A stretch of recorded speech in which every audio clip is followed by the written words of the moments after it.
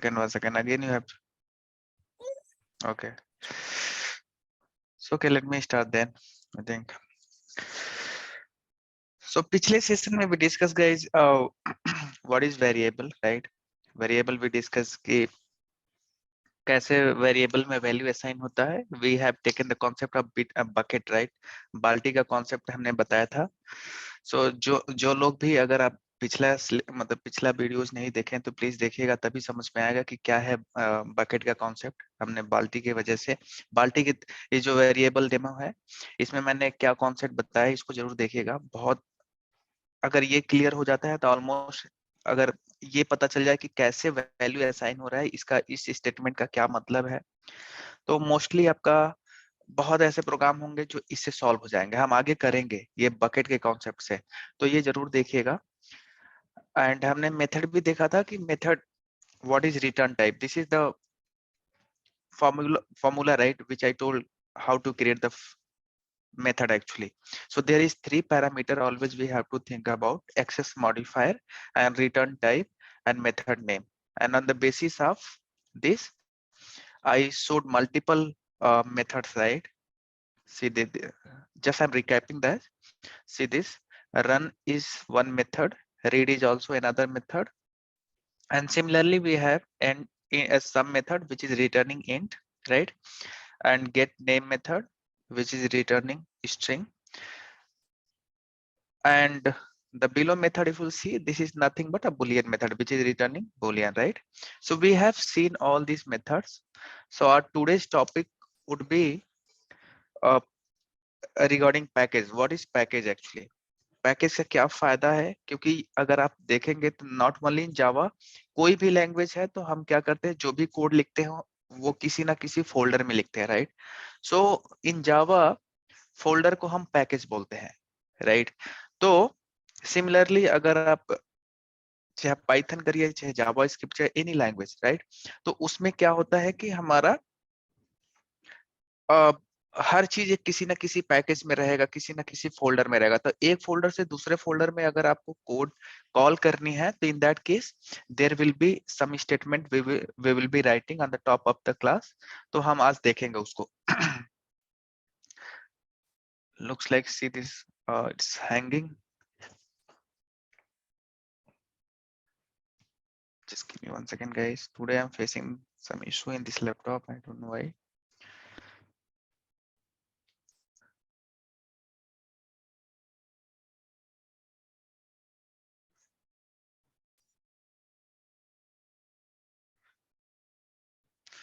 I think I will have to restart the system then.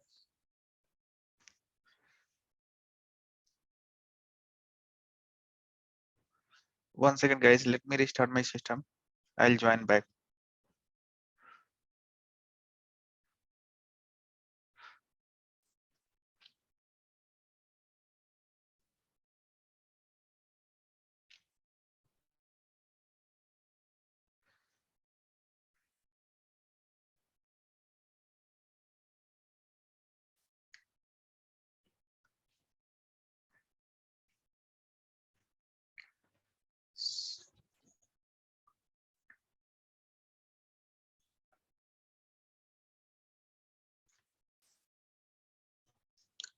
This laptop's sensor is really very slow, I believe. So anyway, opening Eclipse also taking this much time.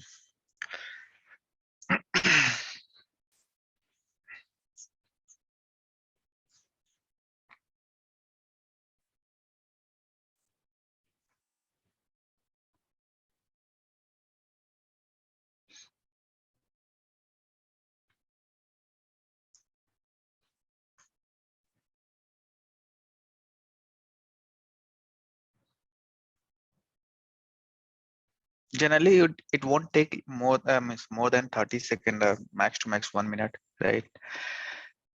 But it's taking a lot of time. It totally depend on the RAM of the system, guys. अगर आपका RAM ज्यादा होगा तो it will work very fast. इसमें I तो think 8 GB का RAM था ना.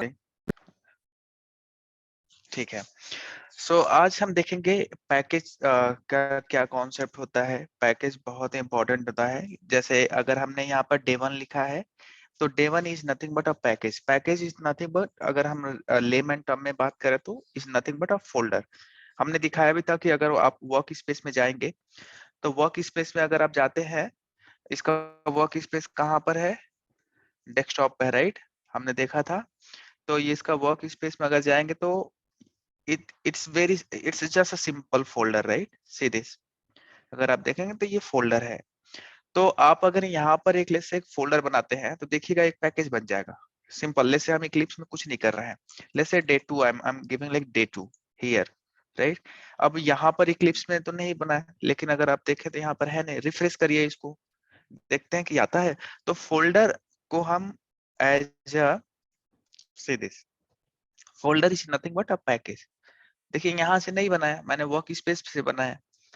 तो चाहे आप डायरेक्ट वर्क स्पेस में बनाए या यहाँ बनाए, तो इक्लिप्स के थ्रू अगर आप बनाते हैं तो वो बेटर है कि वो गलती अगर आप करते हैं तो, जैसा कि मैंने पहले बताया कि अगर आप इक्लिप्स के थ्रू करते हैं तो सारा गलतियां भी पकड़ता है। तो ये day one and day two, अगर मैं कहूँ कि सारा कोड मैं डे वन में ही लिखूं तो कोई दिक्कत है? कोई दिक्कत नहीं है, राइट? कोई भी दिक्कत नहीं है।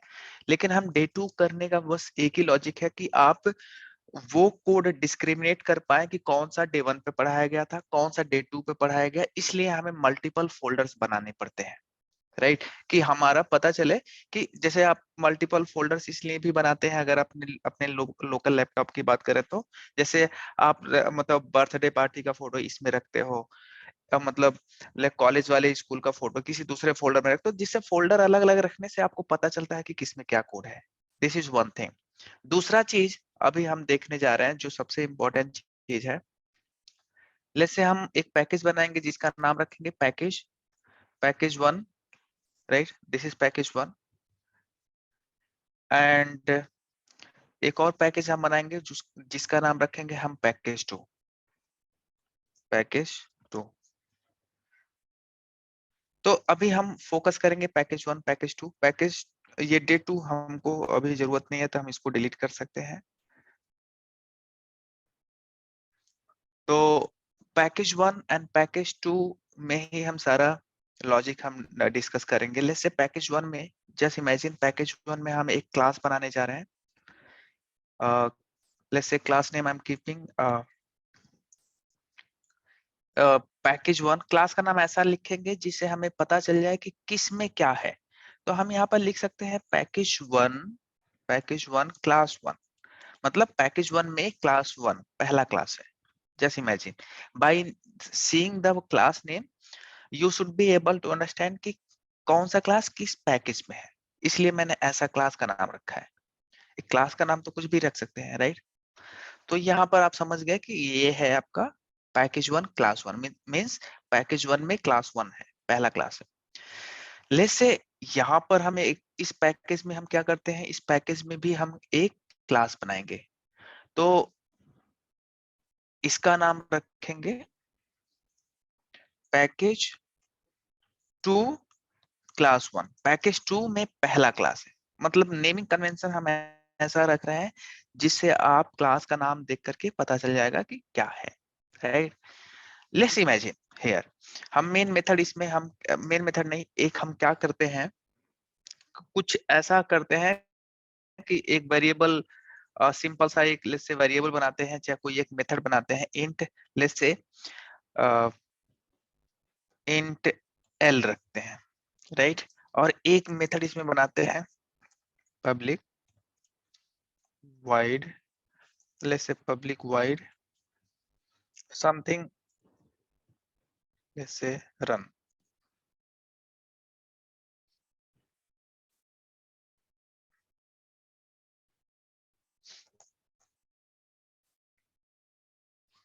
ठीक है? तो अगर आप यहाँ देखेंगे तो हमने क्या किया है, इस क्लास में package two, let's say not package two, let में पैकेज वन में बनाते हैं जिससे थोड़ा सा सिक्वेंशियली अच्छा भी लगेगा। तो हम पैकेज वन में ये चीज करते हैं। पैकेज वन में मैंने क्या किया, एक वेरिएबल बनाया और एक मेथड। इसको आप ध्यान से देखिएगा अभी सब, तभी सब बाकी सब हम इसको क्लोज करते हैं। सारे लोग जो ओपन हुए हैं क्लोज ऑल करके, क्लोज ऑल कर करके हम सारा ये क्लोज कर रहे हैं, जो ऊपर लिखा हुआ था केवल वही खोले रहेंगे जो हमें जरूरत है, राइट। तो हमने क्या किया, पैकेज 1 क्लास 1 में देखा जाए तो हमने दो चीज बनाया है, एक वेरिएबल एल बनाया है, एक मेथड ये बनाई है, राइट। जस्ट इमेजिन कि मुझे ये रन मेथड दूसरे पैकेज के इस क्लास में यूज करना है, मतलब एक देखा जाए तो हमें यहाँ पर रन मेथड कॉल यूज करना है। ध्यान से सुनिएगा। सो देखा जाए तो आप नेमिंग कन्वेंशन से समझ गए कि हम किस क्लास की बात कर रहे हैं, किस क्लास का मेथड किस क्लास में यूज कर रहे हैं, ये आप देखिएगा। तो हम अगर यूज करना है तो हमें मेन मेथड की जरूरत पड़ती है। हम मेन मेथड क्यों लिखते हैं आप जानते हो। और दूसरे क्लास का, एक तो देखिए दूसरे क्लास का मेथड इस क्लास में, इवन दूसरे क्लास का मेथड दूसरे पैकेज का मेथड, फोल्डर का मेथड दूसरे फोल्डर में हम कॉल कर रहे हैं, एक फोल्डर से लेकर के दूसरे फोल्डर में कॉल कर रहे हैं। तो वो हम कैसे करेंगे, ठीक है, वो चीज है।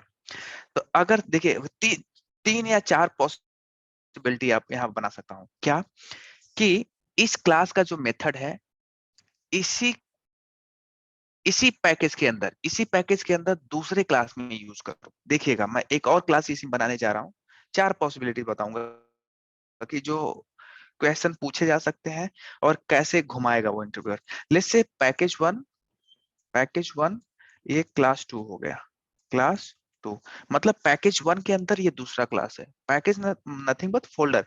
देखिए पैकेज 1 के अंदर दो क्लास है, क्लास 1 क्लास 2, राइट। इसके अंदर भी ऐसे ही कर लेते हैं कुछ, इसके अंदर भी दो क्लास बनाते हैं।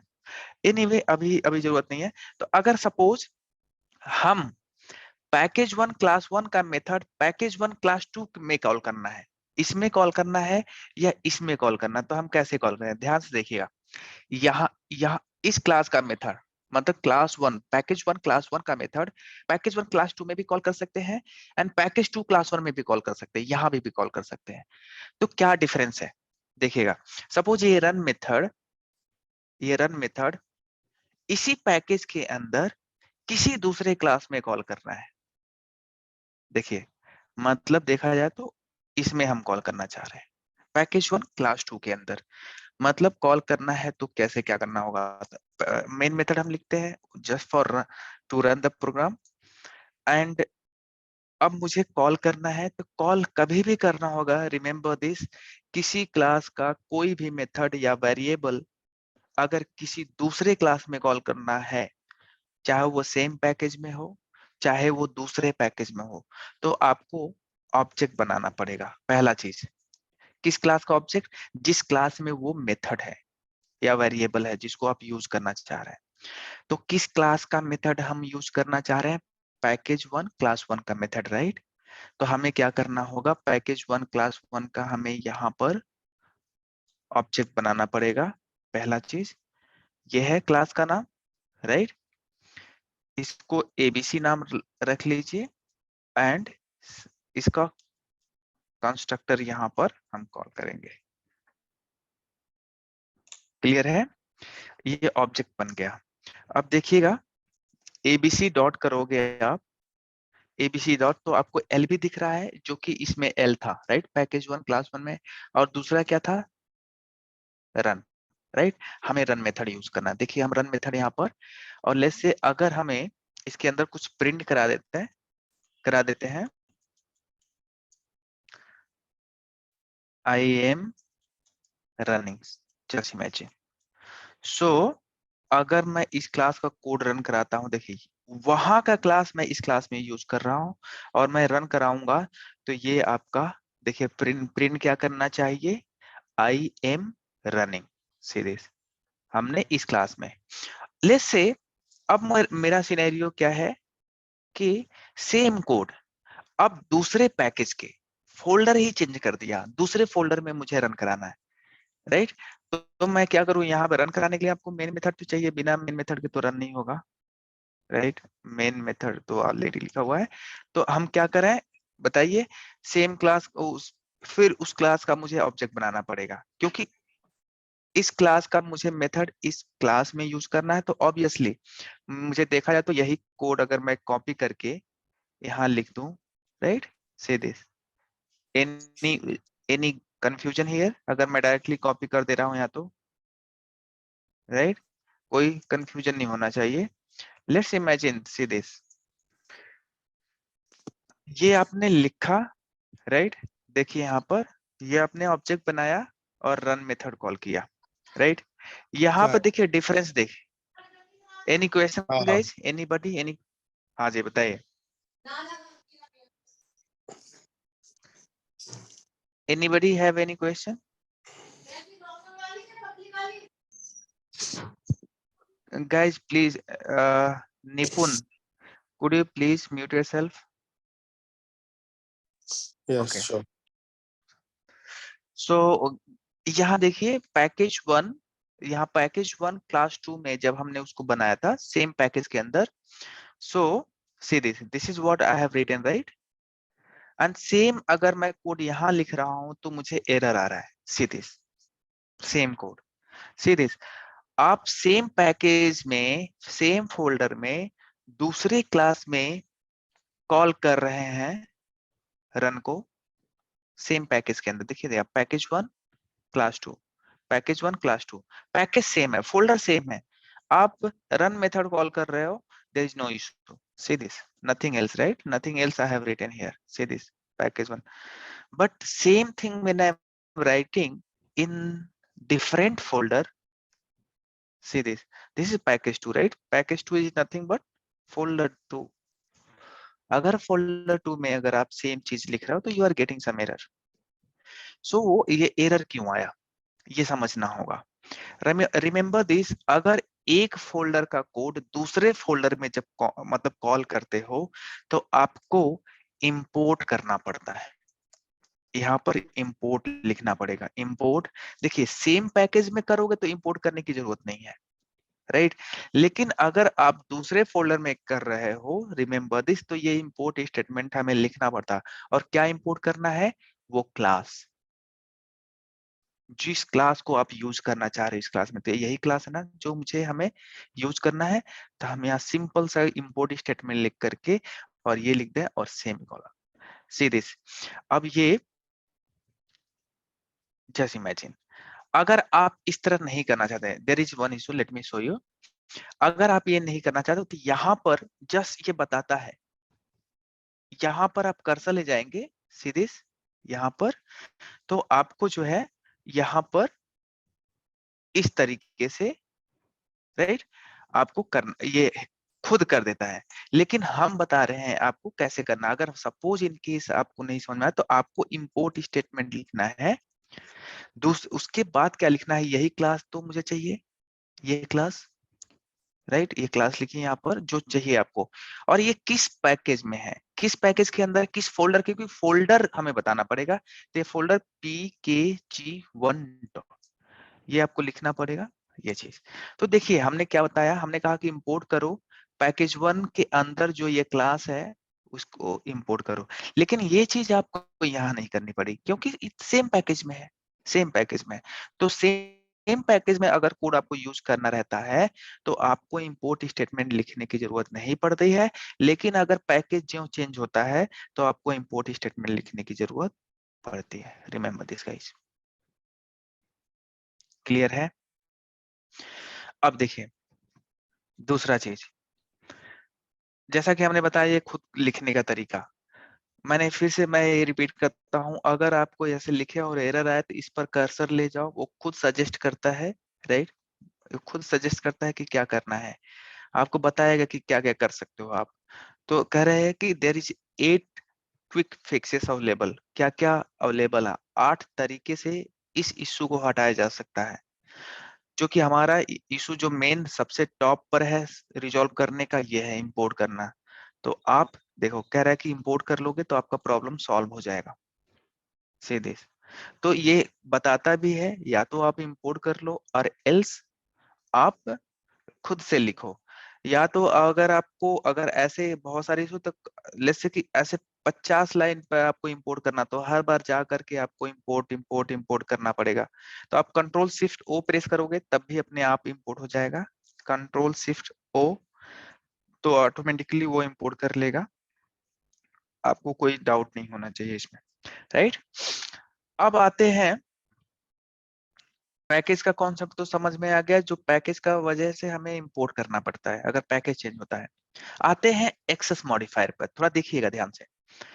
आपने इस रन मेथड को आपने इस रन मेथड को यहाँ पे कॉल कर लिया दूसरे पैकेज में, और सेम पैकेज में भी कॉल कर लिया दूसरे क्लास में। There is no issue in this, right? सबको ये समझ में आ रहा है जो सिनेरियो मैंने यहाँ पे बताया गाइस? एनी डाउट अगर होगा, कुछ भी डाउट होगा तो प्लीज गाइस पूछिएगा, ठीक है? तो अब हम एक्सेस मॉडिफायर थोड़ा बताएंगे। देखिए, अगर मैं इस पब्लिक, हमने बताया था कि जब आपको मेथड में बता रहा था तो हमने बोला था कि ये आपका एक्सेस मॉडिफायर होता है, ये रिटर्न टाइप होता है, और ये मेथड नेम होता है, राइट? अब हम इसको क्या करते हैं, थोड़ा पब्लिक हटा दीजिए, जस्ट पब्लिक हटा दीजिए। ये भी एक मेथड होता है, ये भी एक मेथड ही है सीधे से। यहाँ पर एक्सेस मॉडिफायर लिखा होना चाहिए, लिखा होना चाहिए। अगर आपने नहीं लिखा है, जस्ट इमेजिन, हमने बोला था कि जब भी आप मेथड बनाओगे तो क्या करोगे आप ये करोगे कि वहां पब्लिक लिखोगे। लेकिन आज के बाद से हम बताएंगे यहाँ पर आप पब्लिक के अलावा तीन और चीज भी लिख सकते हो। वो तीन चीज क्या होता है? ये टोटल जावा में 4 एक्सेस मॉडिफायर होते हैं। पहला, जो आप पढ़ते हुए आ रहे हो, आप बाय डिफॉल्ट लिखते हुए आ रहे थे, पब्लिक, राइट? जो पब्लिक हम बोल दिए थे पब्लिक लिखिए, तो आप यहाँ पब्लिक भी लिख सकते हो। क्या लिख सकते हो? दूसरा क्या लिख सकते हो? कुछ भी नहीं लिख सकते हो। मतलब जब कुछ नहीं लिखोगे तो उसको हम डिफॉल्ट मानते हैं। अगर आपने कुछ नहीं लिखा है तो हम क्या मानेंगे? डिफॉल्ट मानेंगे। इसका मतलब यहाँ पर कुछ नहीं लिखा है तो यहाँ पर एक एक्सेस मॉडिफायर लिखा है जिसका नाम है डिफॉल्ट। डिफॉल्ट अगर नहीं लिखते तो डिफॉल्ट, राइट? तीसरा होता है प्रोटेक्टेड, ये भी लिख सकते हो आप। एंड चौथा होता है प्राइवेट। ये चार में से आप कुछ भी लिख सकते हो। एक, कुछ नहीं लिखा हुआ, दो हो गया, तीसरा ये है, चौथा ये है। Remember this. अब यहाँ पर कुछ नहीं लिखा है, राइट? तो अब question arise, sir access modifier होता क्या है? अगर देखा जाए तो नाम ही खुद बता रहा है एक्सेस को मॉडिफाई करना। अब एक्सेस को मॉडिफाई करना, जैसे अगर आपकी बात करें तो आप अगर आप अपने ऑफिस में जाते हो तो आप आई कार्ड लिए रहते हो ना, आई कार्ड। अगर आप एंट्री करते हो, आई कार्ड दिखाते हो तो वो आपको एक्सेस देते हैं। अगर आई कार्ड नहीं है तो आपको एक्सेस नहीं होगा, आपको लिमिटेड एक्सेस। कभी कभी आप अंदर भी चले जाते हो तो आपको हर डिपार्टमेंट का एक्सेस नहीं रहता है, हर आपका रूम चाहे मीटिंग रूम का एक्सेस नहीं रहता है। तो उसी तरीके से वही चीज यहाँ पर भी, वही एक्सेस मॉडिफायर, एक्सेस को मॉडिफाई करना है। एक्सेस है कि नहीं है वो हम देखना। अब इसके सामने अगर हमने पब्लिक लिख दिया, इसका मतलब ये चीज हुआ कि इस रन मेथड को कहीं भी एक्सेस किया जा सकता है, क्योंकि पब्लिक है ये, पब्लिक वाला चीज। अगर आप लेमैन टर्म में बात करें, अगर देखा जाए तो पब्लिक टॉयलेट होता है तो मतलब ये इसमें पैसा नहीं लगना है, कोई भी जा सकता है। Public in nothing but it's for everyone, कोई भी यूज कर सकता है। तो पब्लिक यहाँ पर लिख देने का मतलब ये हुआ कि ये मेथड, ये रन जो मेथड है, कहीं भी कॉल कर सकते हो, देयर इज नो इशू।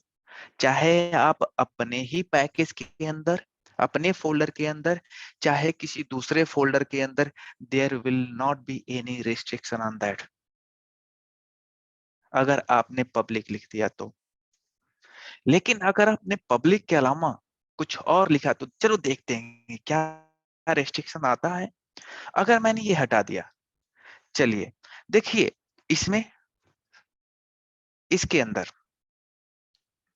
क्या है, ये पैकेज वन ही है, मतलब सेम फोल्डर में, सेम पैकेज में दूसरे क्लास की हम बात कर रहे हैं तो एक्सेस कर पा रहे हैं। इसका मतलब आप समझ गए, एक ही फोल्डर के अंदर, एक ही पैकेज के अंदर आप कहीं भी कॉल करना चाहो तो देयर इज नो इशू, अगर वो डिफॉल्ट है तो। डिफॉल्ट आपने देखा, मतलब कुछ नहीं लिखा है तो डिफॉल्ट हुआ, देखा जाए यही पता चला ना। लेकिन अगर आप ये देखें, ये है पैकेज टू, दूसरा फोल्डर में हम कॉल करना चाह रहे थे, यहाँ पर कॉल नहीं करने दे रहा है सीधे। तो इसका मतलब पहले पब्लिक था और अब आपने क्या कर दिया, डिफॉल्ट कर दिया। तो इसका मतलब पहले पब्लिक था तो कहीं भी एक्सेस हो जा रहा था, लेकिन जब हमने डिफॉल्ट उसके सामने लिखा तो वो क्या हुआ, सेम पैकेज सेम फोल्डर के अंदर कहीं भी कॉल करने दे रहा है, दूसरे क्लास में कॉल करने दे रहा है, लेकिन अगर जो फोल्डर चेंज हो रहा है तो वहां पर कॉल नहीं करने दे रहा, डिफॉल्ट अगर लिख दिए तो। क्लियर है गाइस? मेरा एक क्वेश्चन है इसमें, जो डिफॉल्ट और प्रोटेक्टेड फिर तो एक जैसा हो गया ना, क्योंकि वो अब दूसरे कोड कॉल नहीं करने दे रहा उसको। हाँ बिल्कुल, अभी हम डिस्कस कर रहे हैं इस पे, सारा हम एक एक करके डिस्कस करेंगे, आपका सारा डाउट क्लियर हो जाएगा। राइट। सो अभी हम डिफॉल्ट के बारे में देखना चाह रहे थे, तो चलो अभी आपको मैंने डिफॉल्ट दिखाया। हम्म। राइट। थोड़ा हम प्रोटेक्टेड भी दिखा देते हैं। अगर मैं प्रोटेक्टेड यहाँ पर लिख देता हूँ जस्ट इमेजिन, तो फिर क्या होता है? ऐसा भी मेथड होता है गाइस। यहाँ पर केवल केवल पब्लिक नहीं होता है, बहुत सारे यहाँ पर एक्सेस मॉडिफायर, चारों में से कुछ भी हो सकता है, तो आपको ये ध्यान रखना होगा। अगर हमने ये प्रोटेक्टेड लिख दिया यहाँ पर, तो तभी भी सेम सिचुएशन दिख रहा है, राइट? कि सेम पैकेज के अंदर ये रन मेथड हम कॉल कर पा रहे हैं, लेकिन अगर जो पैकेज चेंज हो रहा है तो हम वहां पर कॉल नहीं कर पा रहे हैं। तो इसका मतलब ये पता चल रहा है कि डिफॉल्ट एंड प्रोटेक्टेड अगर आपने लिख दिया किसी मेथड के सामने, तो वो देखा जाए तो सेम तरीके से एक दूसरे से ट्रीट कर रहे हैं। There is not a single difference looks like, right? मतलब देखने से तो नहीं पता चल रहा है कि क्या डिफरेंस है, राइट? बट वो डिफरेंस है। हम देखें, एक ही चीज के लिए दो keyword banana is illogical, right? अगर आप सही से सोचे तो देखा जाए तो एक ही चीज के लिए दो कीवर्ड बनाने का कोई फायदा नहीं, लेकिन है डिफरेंस, हम दिखाएंगे। तीसरा चौथा चीज है, अगर हम यहाँ पर अगर हम प्राइवेट लिखते हैं जैसे इमेजिन, तो फिर क्या हुआ? सीरीज प्राइवेट लिखने से क्या हुआ?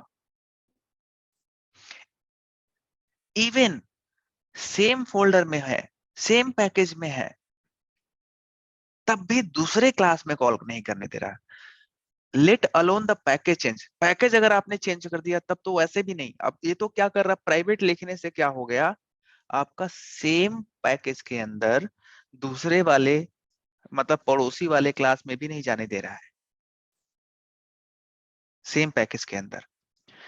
तो ये समझने वाली चीज है कि इसका मतलब ये हुआ कि प्राइवेट ऐसी चीजें तो है जो प्राइवेट, मतलब आप समझते हो, प्राइवेट मतलब ऐसा चीज जो आप प्राइवेट रखना चाहते हो, किसी को दिखाना नहीं चाह रहे, ये केवल मेरे क्लास वाले लोग ही देख सकते हैं। ऐसी बातें जो घर की बातें होती है, प्राइवेट बातें होती हैं, आप बगल वाले पड़ोसी को नहीं बताते, राइट? तो ये प्राइवेट, उससे रिलेट करो। प्राइवेट अगर कोई मेथड है तो इसका मतलब ये इसी क्लास के अंदर ही यूज हो सकता है, यहाँ से लेकर के और यहाँ के बीच में कहीं भी कॉल करो, there will not be any issue. लेकिन अगर आपने दूसरे क्लास में अपने ही मतलब टावर के बगल वाले पड़ोसी को बताना है, अपने टावर के बगल वाले पड़ोसी को, तो भी नहीं बता सकते, मतलब अगर प्राइवेट है तो, राइट? तो ये समझना है, मतलब प्राइवेट देखा जाए तो केवल एंड केवल सेम क्लास में आप कॉल कर सकते हो। अब सेम क्लास में कॉल करने का मतलब ये है कि आप मेन मेथड इसको बना करके रन कराना चाहते हैं, इस रन को अगर आप कॉल करना चाहते हो यहाँ पर, तो you will be able to call it. Object बना करके डॉट करो जैसे ABC equal to new and ABC dot करोगे तो यहाँ पर सम रन रन दिखेगा आपको। देखो यहाँ पर तो रन तो कॉल हो रहा है सेम क्लास में, राइट? लेकिन दूसरे किसी भी पैकेज या क्लास चेंज हो रहा तो नहीं करने दे रहा, सीधे। सो आपने क्या देखा? सबसे पहले अभी तक ये पता चला कि पब्लिक एक ऐसा मेथड है, पब्लिक एक ऐसा एक्सेस मॉडिफायर है जो कहीं भी कॉल कर देंगे, कोई रेस्ट्रिक्शन नहीं है। और प्राइवेट क्या है? प्राइवेट देखा जाए तो अपने क्लास के अलावा किसी दूसरे, अपने पड़ोसी, अपने सेम टावर सेम पैकेज के बगल वाले को भी नहीं देगा। तो इसका मतलब प्राइवेट सबसे कम एक्सेसिबिलिटी रखता है, एक्सेस रखता है। एक्सेस मतलब आप समझ गए कि वो कॉल नहीं करने देगा दूसरे को भी, अगर प्राइवेट है तो। अब पब्लिक है तो कहीं भी उस मेथड को कॉल किया जा सकता है, ये होता है एक्सेस मॉडिफायर। अब आते हैं डिफॉल्ट एंड प्रोटेक्टेड में। कंफ्यूजन हो जाता है लोगों को कि क्योंकि ये तो सेम दिख रहा है, अगर यहाँ पर कुछ नहीं लिखा है तो ये क्या हो गया? कुछ नहीं लिखा होने का मतलब क्या है? यहाँ पर क्या लिखा हुआ है? डिफॉल्ट लिखा है। डिफॉल्ट के केस में भी आपने देखा, देखिए सेम पैकेज में, अब देखिए यहाँ पर अगर एरर आता है ना तो ये सिंबल बना, क्रॉस का सिंबल रेड कलर में बन जाता है, राइट? इसमें अलाउ कर रहा है, देखिए इसमें अलाउ कर रहा है, मतलब सेम पैकेज में किसी पड़ोसी को देने दे रहा है, सेम पैकेज सेम टावर के अंदर पड़ोसी को बताने दे रहा है। लेकिन दूसरे टावर में, इस तरीके से समझा जाए, दूसरे टावर में जाने ही नहीं दे रहा है, पड़ोसी छोड़ो, टावर में ही नहीं जाना, दूसरे टावर में कॉल ही नहीं करने देगा। तो सेम टावर में कॉल करने दे रहा है पड़ोसी को, लेकिन दूसरे टावर में नहीं जाने दे रहा है, जैसे इमेजिन, दूसरे फोल्डर में नहीं जाने दे रहा है। सेम सिचुएशन हो रहा है इवन प्रोटेक्टेड के साथ भी। जब हम प्रोटेक्टेड लिख रहे हैं तो भी सेम सिचुएशन हो रहा है। तो क्या डिफरेंस है? देखा जाए तो यार कोई डिफरेंस ही नहीं दिख रहा है, राइट? मतलब देखा जाए तो प्रोटेक्टेड लिख रहे हैं तब भी वही चीज हो रहा है, लेकिन एक डिफरेंस है, प्रोटेक्टेड के केस में क्या होता है, एक एक्स्ट्रा प्रिविलेज मिलती है कि वो कहता है कि दूसरे टावर में हम जाने देंगे। तो अगर आप यहाँ पर प्रोटेक्टेड लिख देते हैं यहाँ पर, तो ये कहता है देखो दूसरे टावर में तो यहाँ कॉल नहीं करने दे रहा, सिंपली सिंपली नहीं कॉल करने दे रहा, देखिए यहाँ पर नहीं कर रहा ना, ये दूसरा टावर है, दूसरा पैकेज है, दूसरा पैकेज में किसी क्लास के अंदर कॉल कर रहे हो तो नहीं दे रहा है। लेकिन कहता है हम कॉल ये सही कर देंगे, ये एरर अभी आ रहा है लेकिन हम सही कर देंगे, लेकिन एक कंडीशन होना चाहिए, इस क्लास को इस क्लास को ये जो क्लास है ना, जिसका मेथड आप कॉल करना चाह रहे हो, किसका मेथड कॉल करना चाह रहे हैं, पैकेज 1 क्लास 1 का मेथड, राइट? इसमें दूसरे वाले टावर में कॉल करना चाह रहे हो, तो हम कॉल तभी करने देंगे जब यहाँ पर इस क्लास को इसका चाइल्ड बनना पड़ेगा, चाइल्ड मतलब पेरेंट और चाइल्ड का रिलेशन बना दोगे तभी हम कॉल करने देंगे, अदरवाइज नहीं कॉल करने देंगे। तो ये एक्स्ट्रा प्रिविलेज मिला। मतलब मेरा कहने का मतलब ये है कि अगर आप दूसरे टावर में कॉल कराना चाहते हो मेथड, तो उसको पेरेंट चाइल्ड का रिलेशन बनाना पड़ेगा। और पेरेंट चाइल्ड का रिलेशन कैसे बनाते हैं, वो इनहेरिटेंस का कॉन्सेप्ट है जो हम आगे बढ़ाएंगे पढ़ाएंगे। लेकिन अभी आपको हम जस्ट दिखाना चाहते हैं कि एक्सटेंड कीवर्ड लिख देने से ये पता चल जाता है कि पेरेंट चाइल्ड होने वाला है, और होने वाला है, एंड किसको, पैकेज पैकेज 1 एंड क्लास 1 को ही हम पेरेंट बनाना जा, ये पेरेंट बन गया और ये बन गया चाइल्ड। तो पेरेंट और चाइल्ड का जब रिलेशन हो जाएगा तब ये एरर चला जाता है। और इसमें पेरेंट, अब पेरेंट को तो पेरेंट यहाँ आ गया है, और ये चाइल्ड, चाइल्ड क्लास का आपको यहाँ पर ऑब्जेक्ट बनाना पड़ेगा। देखिए यहाँ पर चाइल्ड क्लास का ऑब्जेक्ट बनाना पड़ेगा, एंड अब देखिए एरर चला गया, बिल्कुल। मतलब आप इस रन मेथड को आप कॉल करना चाह रहे थे दूसरे टावर में, दूसरे पैकेज में, तो ये अलाउ किया, बशर्ते there is one condition, like if this is the condition being followed then only it will allow, otherwise it will not allow, simple। देखिए यहाँ पर प्रोटेक्टेड लिखा हुआ है, प्रोटेक्टेड लिखा हुआ है, लेकिन अगर हम डिफॉल्ट कर दें गलती से तब नहीं अलाउ करेगा, क्योंकि हमने बोला था, देखिए डिफॉल्ट करते ही, अगर देखिए डिफॉल्ट और प्रोटेक्टेड बिल्कुल सेम होता तो ये चलने देता, राइट? सेम नहीं है, यहां पर आप प्रोटेक्टेड लिखते ही दूसरे पैकेज में अलाउ कर दे रहा है, देख लीजिए आपका सामने, नो एरर, राइट? दूसरे पैकेज में। लेकिन जो आप डिफॉल्ट कर रहे हो तो अलाउ नहीं कर, देखो एरर आ जा रहा है। ठीक है, क्लियर है गाइस? किसने पूछा था ये क्वेश्चन, आप क्लियर हो गया आपको जो आप जानना चाह रहे थे?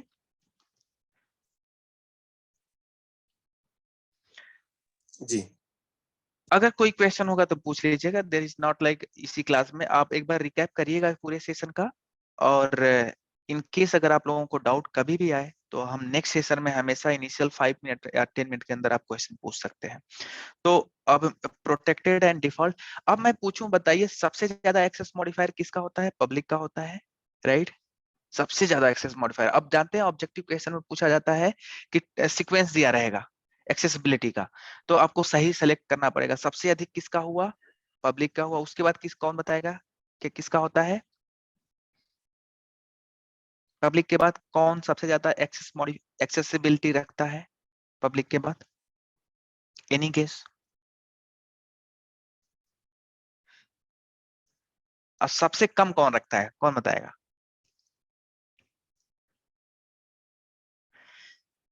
गाइज प्लीज इसकी स्पीक अप गाइज, मतलब ये समझ में तो आ ही गया होगा मुझे लग रहा है सबको। सबसे ज्यादा पब्लिक है ये तो ठीक है, सबको क्लियर हुआ है। और सबसे कम किसका है, कोई बताएगा मुझे? डिफॉल्ट। सबसे कम डिफॉल्ट का, right? Okay, anybody, any other guess guys, कोई बताएगा? नहीं इसके बाद नहीं, आफ्टर पब्लिक आफ्टर डिफॉल्ट। हाँ हाँ, डिफॉल्ट राइट। उसके लास्ट बाद वन आप लास्ट वन कौन? Protected. Okay okay, any other guess guys? सही है, अभी हम बताएंगे कि क्या सही सीक्वेंस है। Any other guess guys? सबसे ज्यादा देखा जाए तो पब्लिक का है, इसमें किसी को डाउट नहीं होना चाहिए। सबसे, हमने बोला था कि अगर किसी मेथड को प्राइवेट कर देते हो तो वो कहाँ कहाँ एक्सेस है, कोई बताएगा मुझे? क्या अगर इसमें कोई प्राइवेट मेथड है इस क्लास में तो क्या इस क्लास में कॉल कर सकते हैं? नहीं। नहीं कॉल कर सकते। क्या इस क्लास में कॉल कर सकते हैं? नहीं सर। इस क्लास में भी कॉल नहीं कर सकते। अगर कोई प्राइवेट मेथड है तो इसमें भी नहीं कॉल कर सकते, इसमें भी नहीं कॉल कर सकते, केवल अपने ही क्लास के अंदर कॉल। तो सबसे कम प्राइवेट रखता है, सबसे अधिक पब्लिक रखता है। कंफ्यूजन होता है डिफॉल्ट एंड प्रोटेक्टेड में। हमने बताया कि प्रोटेक्टेड थोड़ा सा एक्स्ट्रा रहता है, थोड़ा सा एक्स्ट्रा रखता है, क्योंकि वो दूसरे पैकेज में अलाउ कर देता है, और डिफॉल्ट जो है दूसरे पैकेज में अलाउ नहीं करता है। Remember this. तो हम यहाँ डिफॉल्ट लिख देते हैं, मतलब डिफॉल्ट लिखने की जरूरत नहीं पड़ती है, आपको बस ये समझना होगा। तो सबसे अधिक पब्लिक एक्सेस मॉडिफायर रखता है, उसके बाद प्रोटेक्टेड, उसके बाद डिफॉल्ट एंड उसके बाद प्राइवेट गाइस। एक बार रिकैप करिएगा, इन केस अगर कुछ डाउट होगा तो हम नेक्स्ट सेशन में डिस्कस कर लेंगे, ठीक है? अब आते हैं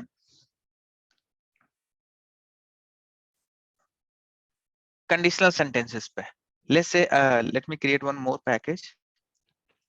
कंडीशनल सेंटेंस क्या होता है हम देखेंगे।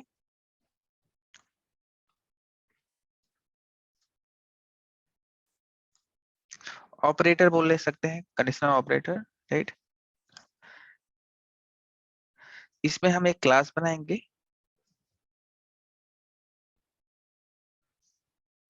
let's say if else demo, just for time being, if else demo। इसमें हम मेन मेथड सेलेक्ट कर लेते हैं साथ में, राइट?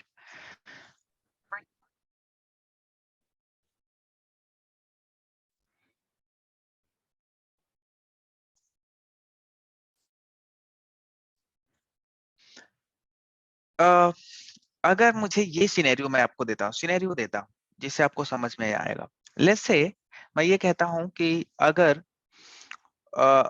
ये प्रिंट कराना है, अगर मैं मेरी एज 18 से एबव है तो मैं एलिजिबल हूँ वोटिंग के लिए, राइट? अगर मेरी एज 18 से कम है तो I am not eligible for voting.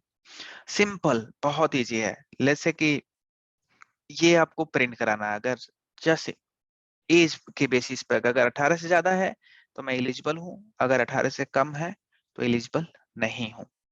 उससे पहले एक चीज मैं और बोलूंगा कि अगर मैं ये पूछूं आपसे, लेट्स से कि 3 ग्रेटर देन 2, हमने शायद डिस्कशन ये किया होगा, तो ये आपको पता होना चाहिए कि क्या प्रिंट करेगा। अगर मैं इसको रन कराऊं तो क्या प्रिंट करेगा गाइस, एनी गेस? क्या प्रिंट करेगा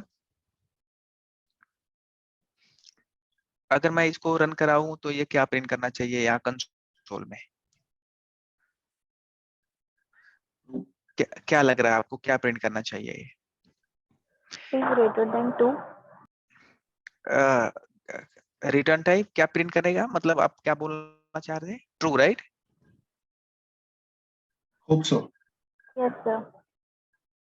ट्रू प्रिंट करेगा ये, देखिएगा, राइट? ट्रू प्रिंट करेगा, क्योंकि ये आपका ये देखिए 3 ग्रेटर देन 2।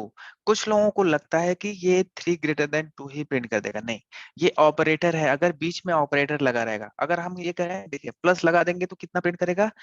3 + 2 करके जो आएगा वो प्रिंट करेगा, फाइनल वैल्यू आएगा। देखिए यहाँ पर ग्रेटर देन, तो ये ऑपरेटर अगर बीच में लग गया तो जान लीजिए कि कैलकुलेशन होना है, कैलकुलेशन होगा 3 ग्रेटर देन 2। तो ये आप चेक कर रहा है कि क्या 3 2 से बड़ा है, तो क्या आंसर मिलेगा, ये मिलेगा कि यस ट्रू, तो ये आपको प्रिंट करेगा। जैसे अगर हम यहाँ मल्टीप्लाई कर देते हैं तो ये 6 प्रिंट करेगा, तो ये ऑपरेशन होना है, ऑपरेशन होने के बाद जो फाइनल वैल्यू आनी है वो आपको करेगा, राइट। तो ये ध्यान रखना है। तो अगर मैं यही यहाँ पर ध्यान रखिएगा, ये आप समझ गए कि अगर आपका कंडीशनल ऑपरेटर रहेगा, कोई ऑपरेटर रहेगा तो ऑपरेशन होना पड़ेगा।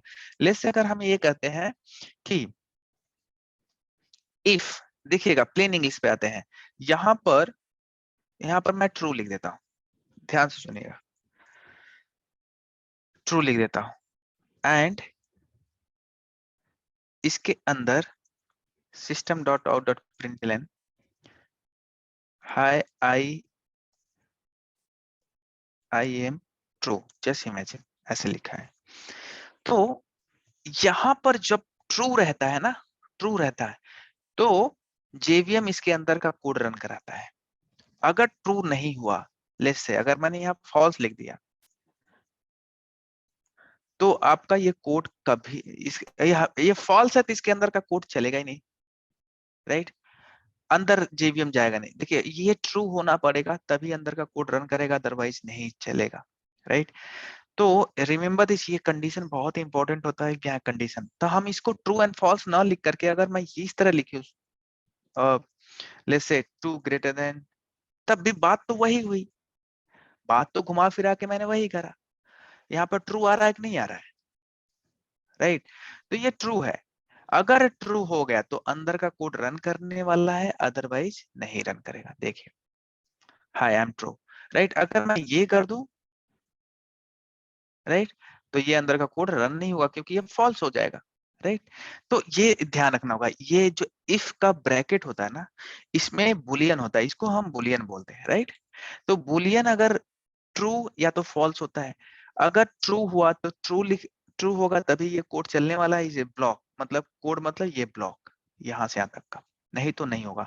अच्छा ठीक है, देखिए अगर हम एक वेरिएबल मानते हैं, एक बाल्टी ले लेते हैं जिसमें हम एज लिख लेते हैं और 18, जस्ट इमेजिन 18, राइट। अगर हमने कहा कि देखिए एज अगर ग्रेटर देन 18 है, equal to 18, let's say greater than and equal to, see this operation, ये ग्रेटर देन सिंबल है एंड इक्वल। हमने कहा अगर आपका एज 18 एंड 18 से ज्यादा है, 18 एंड 18 से ज्यादा है, then you are eligible for voting. This is what I'm trying to print. You are eligible for voting, right? अगर नहीं हुआ तो आप कहोगे else में आएंगे। else मतलब आप प्लेन इंग्लिश, अगर ये है तो ये, नहीं तो ये, else मतलब नहीं तो क्या करना होगा, आपको प्रिंट कराना you are not eligible, right, you are not eligible for voting, very simple, see this. अगर ये कंडीशन ट्रू हुआ तो इसके अंदर जाएगा, अगर ये कंडीशन ट्रू नहीं हुआ तो इसके अंदर जाएगा। अभी ये कंडीशन ट्रू है कि नहीं है देखा जाए तो क्या प्रिंट करना चाहिए, अगर मैं इसको रन कर रहा हूं तो क्या प्रिंट करना चाहिए। आप सबसे पहले जब जेबीएम आएगा तो ये कंडीशन चेक करेगा क्या आ रहा है, ट्रू आ रहा है कि फॉल्स आ रहा है। तो लेट्स से अगर मैंने यहाँ पर 20 किया, 30 कर दिया, एज 30, अब हमें बताइए क्या प्रिंट करना चाहिए। You are eligible for voting. You are Correct. eligible for voting. कैसे आपने जाना, क्योंकि ये कंडीशन चेक हुआ। अगर ये कंडीशन ट्रू आया, देखिए ये वैल्यू यहाँ पर फाइनली ट्रू आना चाहिए तभी अंदर जाएगा, नहीं तो नहीं जाएगा, सिंपल, राइट। तो एज मतलब एक्चुअली आपने क्या लिखा है, 30 ग्रेटर देन या इक्वल टू 8। देखा जाए तो ये ट्रू है कि नहीं है, आप इसको प्रिंट करा के देखिएगा, system dot out dot println में ट्रू आएगा। इसका मतलब ये कैलकुलेशन होता है बिहाइंड द सीन, आप जो लिखते हो ये कैलकुलेशन होता है, और वो चेक करता है कि ट्रू है कि फॉल्स है। अगर ट्रू हुआ तो ये वाला कोड चल जाएगा। अगर मैं यहाँ पर रन करा के दिखाता हूँ आपको, देखिए अभी you are eligible for voting आएगा, ठीक है। अगर मैं यहाँ पर लिस्ट से 12 कर दूं, 12 ईयर, तो अब हमें यहाँ बताइए ये ट्रू आएगा कि फॉल्स आएगा? ये आएगा फॉल्स। फॉल्स। फॉल्स आते ही कहाँ चला जाएगा? इस वाले स्टेटमेंट पे। तो ये कैसे काम करता है ये मैं दिखाना चाह रहा हूँ। तो ट्रू एंड फॉल्स पर कैसे काम करता है ये, you are not eligible for voting से। सो ऐसे है। अच्छा, इस बीच में ऐसा भी होता है कि एल्स इफ, ये भी एक स्टेटमेंट होता है, और इफ आता है तो इफ ब्लॉक में हमेशा कंडीशन यहाँ ट्रू एंड फॉल्स ही आना चाहिए। इफ दिख जाए तो जान लो या तो ट्रू या तो फॉल्स, ट्रू या तो फॉल्स, ठीक। तो यहाँ पे कुछ ना कुछ कंडीशन लिखना है। लेट्स से अगर मैं ये कहूं एज, अगर एज आपका 80 से एबव है तो you are over weighted for voting. Over aged, let's say आप बहुत ज्यादा एज हो, मतलब जस्ट इमेजिन, एक हाइपोथेटिकल केस में बता रहा हूं कि आपको प्रिंट कराना है कि अगर आपका एज 80 से ज्यादा है, 80 से ज्यादा है, तो आप कहोगे you are very over age to voting, right. तो कुछ ऐसा मैसेज, कुछ भी, तो ऐसे आप कंडीशन इसमें डाल सकते हो, राइट। Over aged, right. तो अब बताइए मुझे, ध्यान से सुनिएगा, अगर मैं यहाँ पर, बताओ क्या प्रिंट करेगा, कोई मुझे बताएगा क्या प्रिंट करना है? इस केस में एज 8 मैं 40 डाल दिया तो you are eligible for voting. Correct. अगर मैं यहाँ पर 90 डाल दिया तो over aged for voting. Over aged for voting. Can I run this program? Let me run this, let's see, let's run this programme.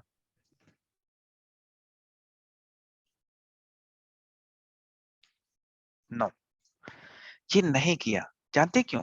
देखिए ध्यान से, ये ट्रू आया कि नहीं आया हमें बताइए। क्या 90 18 से ज्यादा है कि नहीं? 90 यहाँ पे लिखते हैं, 90 ग्रेटर देन और इक्वल टू 18 है कि? ये ट्रू आएगा कि फॉल्स आएगा? ये स्टेटमेंट कोई मुझे पता है? ट्रू आएगा, ट्रू आएगा। जब ट्रू आया तो आपका ये कोड रन हो गया, खत्म बवाल। ऐसे एग्जीक्यूशन होता है, रिमेंबर दिस। अगर एक स्टेटमेंट ट्रू हो गई, आगे का स्टेटमेंट चेक नहीं होता है। एग्जीक्यूशन इस तरीके से चलता है इफ एल्स का। किसी एक में ट्रू हुआ तो नहीं चलने वाला है। तो फिर ये कंडीशन इफ एल्स इफ में होता है ना, मतलब इफ एल्स में तो नॉर्मल चलेगा। इफ एल्स में ना, अगर मैं ये कहूं, देखिए ये आप, अगर मैं इसको हटा देता हूं, एल्स हटा, देखिए देखिए मैं यही समझाना चाह, अगर इफ एल्स इफ एल्स, देखिए इफ एल्स इफ एल्स, अगर यहाँ पर ऐसे भी लिख सकते थे आप। इसको करने का तरीका देखिए, सीक्वेंसिंग देखिएगा। अगर आपने इस तरह लिखा तो सीक्वेंस में लिखा है। इफ, देखिए प्लेन इंग्लिश की बात करते हैं, देखना, अगर ले से आप दुकान पे जा, मार्केट से जाकर के ले से शुगर खरीदना था, चीनी खरीदना था, तो हम आपको इस तरह बोल गए, देखो अगर वो मिल जाएगा, पहले दुकान पे मिल जाएगा तो चीनी लेके आना। अगर पहले दुकान पर नहीं मिला तो दूसरे दुकान पर, अगर दूसरे दुकान पर मिल जाए तो वहां से चीनी ले आना। अगर दूसरे दुकान पे भी नहीं मिला तो लास्ट वाले दुकान पे जाना। तो ये कंडीशन वो हो रहा है, पहले पे मिल जाए तो पहले से ही लेके चले आना, अगर पहले पे नहीं मिला तो दूसरे पे जाना, अगर दूसरे पे भी नहीं मिला तो आप यहाँ पे जाना। तो ये सीक्वेंसिंग इस तरीके से बनी हुई है। लेकिन अगर मैं ये कहता, चलो यार पहले पे नहीं मिला, चेक किसी सारे पे चेक करना, क्या कह रहा हूं मैं, पहले पे भी मिल जाए तो भी जाके दूसरे पे चेक करना है, अगर ये चाहते हो। देखिए दो सिनेरियो है, किस तरीके से दुकान पे जाके सर्च करना है चीनी, चीनी सर्च करना है, अगर पहले भी मिल जाए तो वापस आ जाना, आपका तो टारगेट पूरा हो गया, आपको जो करना था वो कर लिए। तो पहले पे, अगर पहले पे नहीं मिला तब दूसरे पे जाना, फिर दूसरे पे भी नहीं मिला तब तीसरे पे जाना। अगर ये सिनेरियो हो तो ये इस तरीके से लिखना है। लेकिन आप ये कहना चाह रहे हो कि अगर पहले पे मिल गया तो भी आप दूसरे पे जाओ, तो फिर उसको आपको इस तरीके से लिखना पड़ेगा, एल्स हटा दो। सी दिस, इफ देखो अब क्या होगा, ये भी ट्रू होगा और ये भी ट्रू होगा।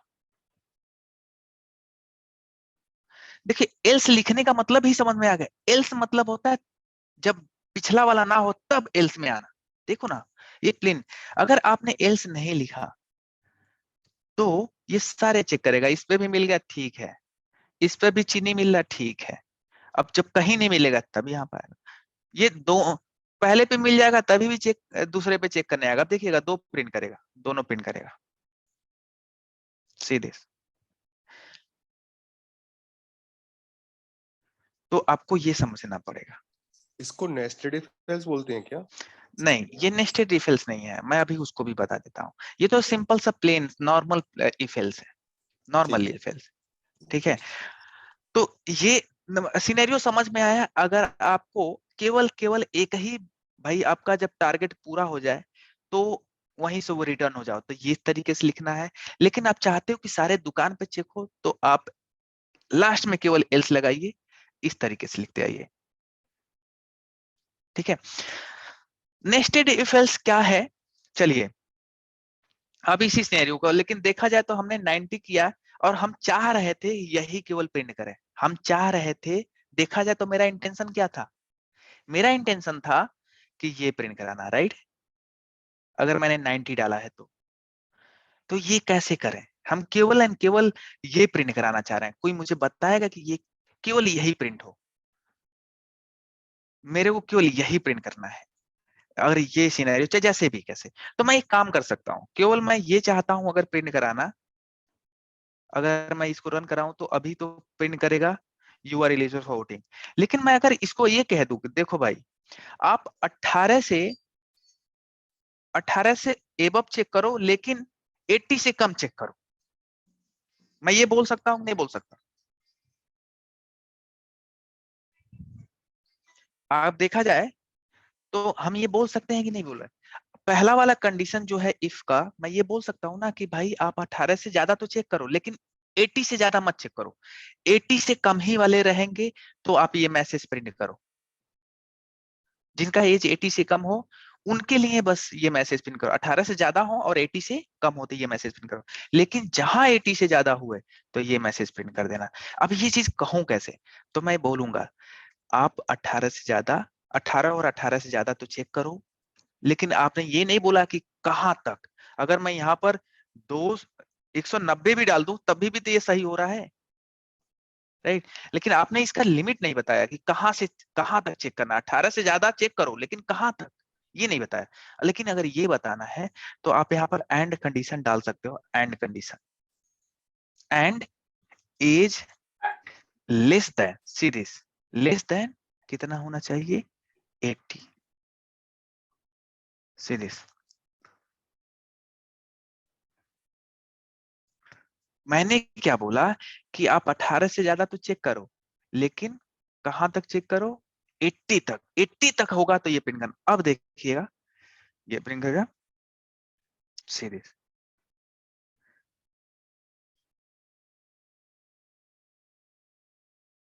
क्लियर है।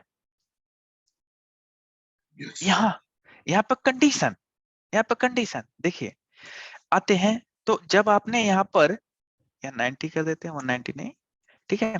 तो ये हुआ पहला वाला, एंड ऑपरेटर लगाया आपने, एंड, एंड मतलब आप जानते हो एंड, दो चीज चेक कर रहे हो, उसका 90 विच इज लेस देन, और 90 जो है, जो एज है 80 से, ठीक है। तो आप देखिए ये क्या हुआ, ये तो ट्रू हो रहा है, ध्यान से सुनिएगा, ये तो ट्रू हो गया, ये ट्रू है, एंड और ये वाला क्या आ गया, फॉल्स आ गया, फॉल्स। क्योंकि देखिए ना 90 80 से छोटा थोड़ी ना है, राइट। Yeah. तो ट्रू एंड फॉल्स मिला करके फॉल्स हो गया। तो फाइनली यहाँ क्या आ गया, इसमें फॉल्स हो गया। तो जब फॉल्स हो जाता है तो कहाँ आएगा, अगले वाले में चेक करने आएगा, ऑब्वियस सी बात है, क्लियर है। तो अगर फॉल्स हो गया तो भाई ऑब्वियस से अगला चेक करना है, लेकिन इसको एक और तरीके से कर सकते हैं। इसको एक एक क्वेश्चन है। हाँ जी बताइए। ये ट्रू एंड फॉल्स 0 एंड 1 की टर्म्स में मल्टीप्लाई करके फॉल्स आ रहा है ना? नहीं नहीं नहीं नहीं, ये बूलियन पे ऑपरेटर होता है। हाँ, हाँ boolean का अगर आप, operator हाँ बिल्कुल बिल्कुल, आप अगर ऑपरेटिंग सिस्टम के भाषा में बात करना चाहते हैं, देखिए जो ये प्रोसेसर होता है ना, आप हम्म ट्रू एंड फॉल्स कर रहे हैं तो ट्रू इज 1, फॉल्स इज हम्म 0, हम्म उस तरीके से मैनिपुलेशन करता है। और गेट नॉर गेट जो आप पढ़े होंगे, और गेट एंड नॉर गेट, उस बेसिस पे ये चल रहा है। लेकिन आप, हम उतना डिटेल में नहीं जाकर के, आप ये समझ लो अगर दोनों ट्रू होता, ध्यान से तो सुनिएगा, ट्रू ट्रू होता ट्रू है, हो जाएगा, ट्रू हो ट्रू जाएगा। अगर कोई भी एक फॉल्स हो गया तो फॉल्स तो हो जाएगा, फॉल्स हो जाएगा। ठीक है, बिल्कुल। Okay okay. ठीक है, तो ये ठीक है। सिंपल है। तो यहाँ पर अब इस तरीके से करके आप कर सकते थे, लेकिन मैं एक और तरीका कर सकता हूँ। देखिए इतना कॉम्प्लिकेटेड ना करके भी, देखा कॉम्प्लिकेटेड तो नहीं है ये। आप देखिए ना, हमने बोला कि 18 से ज्यादा चेक करो और 80 से कम चेक करो, बस इसको इस तरह। लेकिन मैं इसको इस तरीके से कर सकता था, इसको हटा करके नेस्टेड, जो आपने पूछा नेस्टेड सर कैसे करें इसको, नेस्टेड भी कर सकते थे। 18 से ज्यादा है, राइट, तो मैं चेक करूंगा क्या 18 से तो ज्यादा हो, ठीक है। आप देखो नेस्टेड के अंदर, नेस्टेड मतलब होता है इफ इनसाइड इफ, नेस्टेड की इज नथिंग बट, अगर कोई लूपिंग चला अंदर अंदर अंदर लिखते जा रहे हो तो उसको नेस्टेड बोलते हैं। ये पैरेलल थे, अगर आप देखा जाए तो ये अंदर नहीं है, ये अंदर नहीं है, ये अंदर नहीं है, ये एक दूसरे से पैरेलल है। पैरेलल का मतलब होता है सेम लेवल पे है। जब सेम लेवल पे है तो उसको नेस्टिंग नहीं बोलेंगे। नेस्टिंग का मतलब होता है इनसाइड, उसके अंदर। अब इस इफ के अंदर एक और अगर आप इफ लिख देते हो तो उसको हम नेस्टेड बोलेंगे, नेस्टेड। अब इसमें हम लिख देंगे क्या, अच्छा ठीक है 18 से तो ज्यादा है, क्या 18 से, क्या वो 80 से कम है, थोड़ा एक बार चेक कर लेते हैं। अगर ये है तो हम ये मैसेज प्रिंट करा देंगे, एल्स में ये डाल देंगे, एल्स। चलो अब देखते हैं। अब तो मैंने यहाँ पर 18 से तो ज्यादा है, इसके अंदर 18 से ज्यादा तो आ गया तो इसके अंदर घुस जाएगा, ऑब्वियस है। ट्रू मिल गया, ट्रू मिल गया तो इसके अंदर घुसेगा। अब इसके अंदर घुसेगा तो इसको रंग तो चेक करेगा क्या एज 18 से कम है, तो कहेगा कि 18 से कम नहीं है, 90 है। ठीक है, तो अगर आपका ऐसा सिनेरियो हो तो ये आप नेस्टेड हो गया, नेस्टेड। आप अंदर इफ एल्स, इसके अंदर भी इफ एल्स लगा दो, कोई बात नहीं। आप चाहो तो इफ के अंदर फिर यहाँ पर कुछ जो भी आपका सिनेरियो है आप लगा दो। मतलब मैं हाइपोथेटिकली अब केस ले रहा हूँ, कुछ भी ऐसा नहीं कि मैं कुछ बनाना चाह रहा हूँ। तो मतलब देखो अंदर अंदर, ये अंदर हुआ इसके, ये अंदर हुआ इसके, ये अंदर हुआ इसके, right. Just give me 1 second guys, right. तो अब देखिए, तो इसको नेस्टेड करते हैं नितिन, क्लियर है आपको, सबको क्लियर होना चाहिए गाइस। तो ये नेस्टेड होगा। तो इफ एल्स बहुत इजी है, आपको जस्ट, अगर मैं ये कहूँ आपको एक वर्क देता हूँ होमवर्क टाइप का, आपको क्या करना है, आप लोगों का क्या काम होगा, इसी बेसिस पर ले से हम एक प्रोग्राम है, हम मार्क मार्क डिसाइड करेंगे। ले से अगर आपका एंटर करेंगे हम 65 मार्क, 65 मार्क, तो it should print first division. अगर आपका मार्क 65 है तो फर्स्ट डिवीजन प्रिंट करना चाहिए। अगर आपका जो मार्किंग सिस्टम हमारे यहाँ है उसके बेसिस पर, अगर आपका 30 मार्क्स से कम है तो आप फेल हो, फेल प्रिंट करना चाहिए। 30 से 45 मार्क तक आप थर्ड डिवीजन हो, 45 से 60 तक आप सेकेंड डिवीजन हो, 60 से एबव हो तो आप फर्स्ट डिवीजन है। तो आपको ये प्रोग्राम करना है और ये बहुत इजी है, देखा जाए तो आपको जस्ट कंडीशन लगाना है, इफ एल्स मार्क चेक करना है कि आपको क्या प्रिंट कराना है। क्लियर है क्वेश्चन सबको, मैं क्या क्वेश्चन दिया हूं आप लोगों को, ये प्रोग्राम आप लोगों को करना है। Any doubt guys if else condition में, हम अगले पे अगर मूव करने से पहले कुछ भी डाउट इसमें किसी को भी?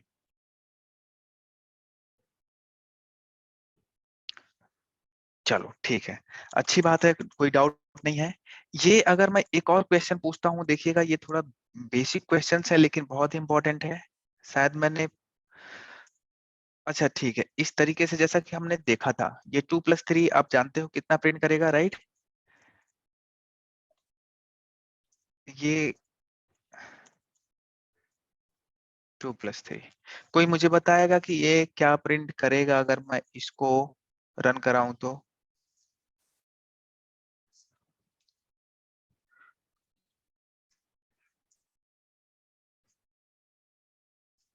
Any guess guys, anybody? अरलेस से ऐसे मैं अगर पूछूं इंट, नहीं अभी नहीं पूछूंगा इस तरीके से, इसका आउटपुट बताइए कि कोई मुझे गेस करके बताएगा। इट्स ओके अगर आप रॉन्ग बोल रहे हो तो that is not a big deal, right? अभी आप कुछ भी बोल सकते हो, क्योंकि अभी आपका लर्निंग फेज है, अभी बिगनिंग है, तो आप जस्ट गेस करोगे क्या लग रहा है कि क्या आना चाहिए।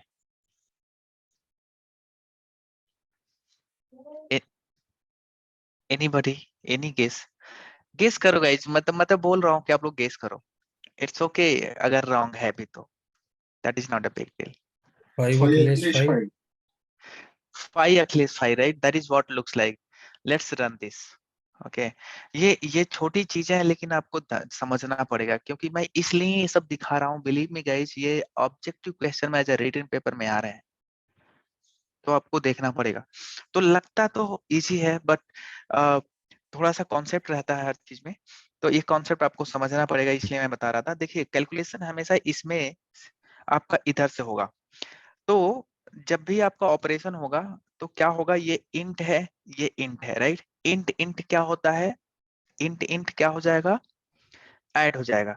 तो देखा जाए तो इस तरीके से चल रहा है, ये आपका 2+3 पहले ऐड हुआ, तो ये पहले शुरू से इधर से चलता है, मतलब आपका लेफ्ट हैंड साइड से शुरू होता है, राइट हैंड साइड तक जाता है, तो हमेशा ऑपरेशन 2 के बीच में होता है। तो पहला 2 पकड़ेगा, पहला 2 पकड़ा उसने, तो 2+3 किया, और दोनों इंटीजर है, तो इंटीजर इंटीजर ऐड करके 5 कर दिया, राइट?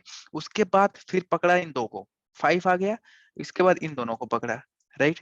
देखिए यहाँ पर फिर क्या हुआ, जब इन दोनों को ऐड किया तो क्या हो गया, 5 अखिलेश। देखिए सीधे सीधे तो ये ऐड होता नहीं है, देखिए इसको ऐड नहीं बोलेंगे, यहाँ पर कंकैटिनेशन, यहाँ पर एडिशन हो रहा था, यहाँ पर जब स्ट्रिंग आ गया, ध्यान से देखिएगा, तो जब स्ट्रिंग के साथ किसी नंबर को ऐड करते हैं, स्ट्रिंग के साथ किसी नंबर को ऐड करते हैं, तो वो कंकैटिनेशन होता है, एडिशन नहीं होता है। कंकैटिनेशन मतलब सिंपल सा एक तरीके से, सिंपल सा चिपक जाना, अगर लेमैन टर्म में बात करें तो, ठीक है? तो 5 प्लस अखिलेश, 5 अखिलेश हो गया, और ये क्या हो गया, अब स्ट्रिंग बना दिया। जब स्ट्रिंग के साथ किसी चीज को आप ऐड करोगे तो वो क्या करेगा, स्ट्रिंग बना देगा, राइट? अब अगला फिर 2 पकड़ेगा, फिर 2 पकड़ लेगा, राइट? तो अब इन दोनों को पकड़ा, इसको क्या करेगा फिर, 5 अखिलेश अखिलेश 2 बना दिया, और ये भी फिर स्ट्रिंग बन गए। स्ट्रिंग के साथ कोई भी नंबर ऐड होगा वो स्ट्रिंग बना देगा। फिर अब अगला 3 पकड़ेगा, राइट? तो ऐसे चलेगा, तो अब वही जो था, देखो लास्ट में 3 चिपक गया। तो स्ट्रिंग के साथ कोई नंबर अगर आता है तो वो कंकैटिनेट करते जाता है। देखिए ये शुरू में था, दोनों दो को पकड़ा, ये इंटीजर मिल गए, इन दोनों को इंट इंट समझ करके ऐड कर दिया, लेकिन जब इनके साथ आया तो फिर स्ट्रिंग मिल गया। स्ट्रिंग के साथ किसी नंबर को ऐड करोगे तो वो ऐड थोड़ी ना होगा, वो कंकैटिनेशन होगा, कंकैटिनेशन करके वो चिपका देगा। फिर इधर से फिर लेफ्ट से राइट जाता है, लेफ्ट से राइट चलेगा, तो एक एक पकड़ते जाकर के एक एक लोगों को चिपकाते जाएगा, राइट? अगर आप यहाँ पर +5 कर दोगे तो फिर क्या आ जाएगा आउटपुट, आप देख लो, देखो किस तरह चिपक जाता है, क्लियर है? आगे कर दोगे यहाँ पर +5, तो वो तो आपका एडिशन हो जाएगा, क्यों? क्योंकि लेफ्ट टू राइट जा रहा है, सीधे 10 हो गया, क्लियर है? तो ये ध्यान रखना होगा, कैलकुलेशन आपका हमेशा इधर से चलेगा, क्लियर है? ये मैं जस्ट दिखाना चाह रहा था।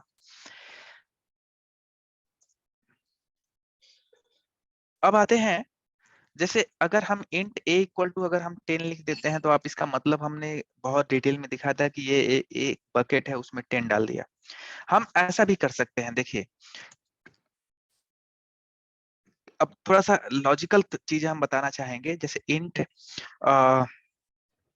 ए इक्वल टू, देखते हैं ए लिखते हैं। देखिए ये अलाउ नहीं कर रहा है, क्यों? क्योंकि सिंगल कोट को हम कैरेक्टर बोलते हैं, सिंगल कोट को कैरेक्टर बोलते हैं, कैरेक्टर, राइट। कैरेक्टर को आप इंट में नहीं डाल सकते, रिमेम्बर दिस, कैरेक्टर को कैरेक्टर है ये, राइट। जैसा कि मैंने बताया था आपको, अगर इंट है, int let's say sorry 1 second may be, इसको मैं इस तरीके से समझाता हूँ। Let's say x equal to Akhilesh, क्या ये सही लग रहा है आपको? नहीं सही लग रहा है, क्योंकि आपने जो बाल्टी है वो बाल्टी क्या लिया है आपने, x लिया है, और ये x में कैसी वैल्यू रख सकते हैं, इंटीजर, और आप क्या रखने की कोशिश कर रहे हैं, string. So which is not feasible, right. Let's say अगर मैं इसको b कर देता हूँ फॉर टाइम बिंग, अभी मैं बताता हूँ क्या हुआ है यहाँ पर। सो ये फिजिबल नहीं है। यहाँ देखिए, यहाँ पर फिजिबिलिटी शो कर रहा है।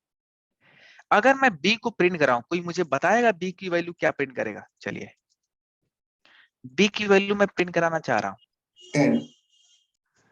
b की वैल्यू 10 प्रिंट कराना, ये b की, अच्छा चलिए आप उससे रिलेट कर रहे हैं। चलिए हम, अगर मैं यहाँ पर c कर देता हूँ, जो भी मन कर देता हूँ, d कर देता हूँ, आप इससे रिलेट मत करिए, ये मतलब a अलग है, ये यहाँ पर अलग अलग था, ये यहाँ पर d लिख दिया।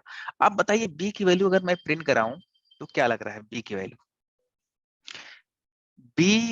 b क्या है, बाल्टी है, राइट। उस बाल्टी में क्या रख सकते हो, केवल एंड केवल इंटीजर रख दे, लेकिन मैं क्या रख रहा हूँ, कैरेक्टर रख रहा हूँ। How it is possible? Do you think this is possible? I don't think so. But कोई एरर भी नहीं दिखा रहा है, ये चल कैसे रहा है? अगर मैं a को प्रिंट कराऊं तो a तो ऑब्वियस सी बात है 10 प्रिंट करेगा, लेकिन b क्या प्रिंट करेगा? There is some confusion. अगर मैं रन कर रहा हूं तो देखिएगा क्या प्रिंट करेगा। सी दिस, a तो आपका 10 print करा, that looks good because everything is here only, right? We have put 10 in a, right? That is very much feasible, but ये line is not looks feasible to me।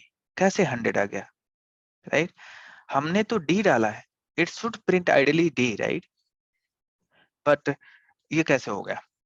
एक काम करते हैं, देखिए समझिएगा, अभी आपका देखिएगा डेटा स्ट्रक्चर कितना क्लियर हो जाएगा। डेटा मतलब क्या है, डेटा यहाँ पर कुछ भी नाम लिख सकते हैं, मान लो एक वेरिएबल का बाल्टी का नाम f लिख देते हैं और इसमें d डालते हैं, वही d जो ऊपर आपने d डाला है, और f को प्रिंट कराते हैं, देखते हैं क्या ये अभी भी 100 प्रिंट कर रहा है। ध्यान से सुनिएगा, अभी आपका सब क्लियर हो जाएगा। बहुत छोटी छोटी चीजें हैं, लेकिन ये बहुत, आप नहीं क्लियर होगा तो आप लाइफ टाइम तक जावा नहीं सीख पाओगे, बिलीव मी गाइस, बहुत जगह गलतियां करोगे आपको लगता है। चलिए ठीक है, ये क्या हुआ यहाँ तो मतलब f को प्रिंट कराया तो d। देखिए थोड़ा सा दिमाग खुल रहा होगा आपका, ये है इंटीजर, बाल्टी a में केवल इंटीजर रख सकते, तो आपने 10 डाला, ठीक है भाई, हम a में केवल इंटीजर ही रख सकते हैं, तो आपने 10 डाला, दैट इज ओके। ए भी बी भी तो वही बाल्टी है, इंटीजर ही, लेकिन आपने डाला क्या, जबरदस्ती क्या डाल दिए आपने, कैरेक्टर डाल रहे हो। Character is nothing but, single quote में जो दिखता है वो कैरेक्टर होता है, और डबल कोट में जो दिखता है वो स्ट्रिंग होता है। रिमेंबर दिस आज के बाद से सिंगल कोट में कैरेक्टर होता है। कैसे जानेंगे कैरेक्टर, कैसे जाना मैं ये कैरेक्टर है, क्योंकि ये सिंगल कोट में है। क्लियर है? तो ये आपका कैरेक्टर है। कैरेक्टर को क्या कर रहे हो तुम, इंटीजर में डाल रहे हो। तो ये क्या किया बिहाइंड द सीन, कहते चलो ठीक है, आपने मेरे अंदर तो डाला कैरेक्टर है, लेकिन मैं इसको कैरेक्टर नहीं स्टोर करूंगा, इसको अपने इंटीजर में बनाऊंगा, इस डी को इंटीजर में बनाऊंगा तो मैं डालूंगा। तो आप याद रखिएगा, जो भी कीबोर्ड में, आप कीबोर्ड है ना आपके लैपटॉप का कीबोर्ड, जो भी बटन आप प्रेस करते हो, रिमेंबर दिस, हर एक बटन का एक नंबर असाइंड है। जो स्मॉल ए होता है उसका होता है 97, रिमेंबर दिस। क्लियर है? स्मॉल ए जो है ना 97 है, होता है उसकी वैल्यू। कैपिटल ए का 67, रिमेम्बर दिस। ये एस का ही वैल्यू होती है? यस, ये इसको SQL स्काई, हाँ स्काई वैल्यू होती है।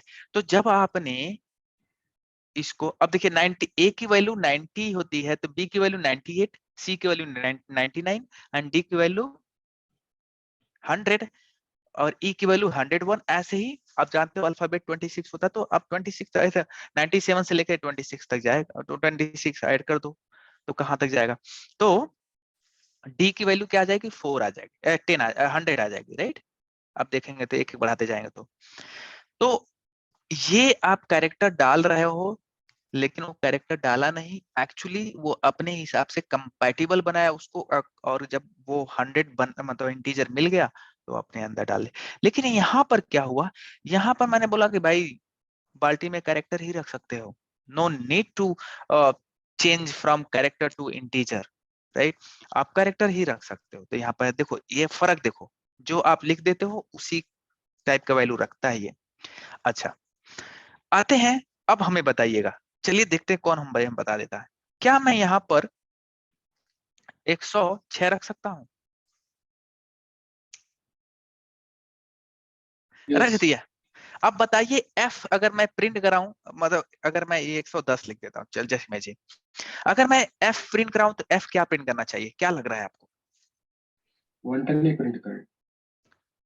f 110 प्रिंट करेगा। f क्या है आप हमें बताएंगे? f क्या है? कैरेक्टर है। और डाले क्या हो आप उसमें? डालने की कोशिश क्या कर रहे हो आप? इंटीजर। तो आपको इंटीजर वो क्या करेगा, कहेगा भाई हम तो कैरेक्टर अपने अंदर रखेंगे और आप इंटीजर डाल रहे हो, विच इज नॉट फिजिबल। तो वो क्या करेगा, देखेगा क्या 110 का कोई कैरेक्टर है क्या कीबोर्ड में? 110 वाला कैरेक्टर कौन सा है कीबोर्ड में?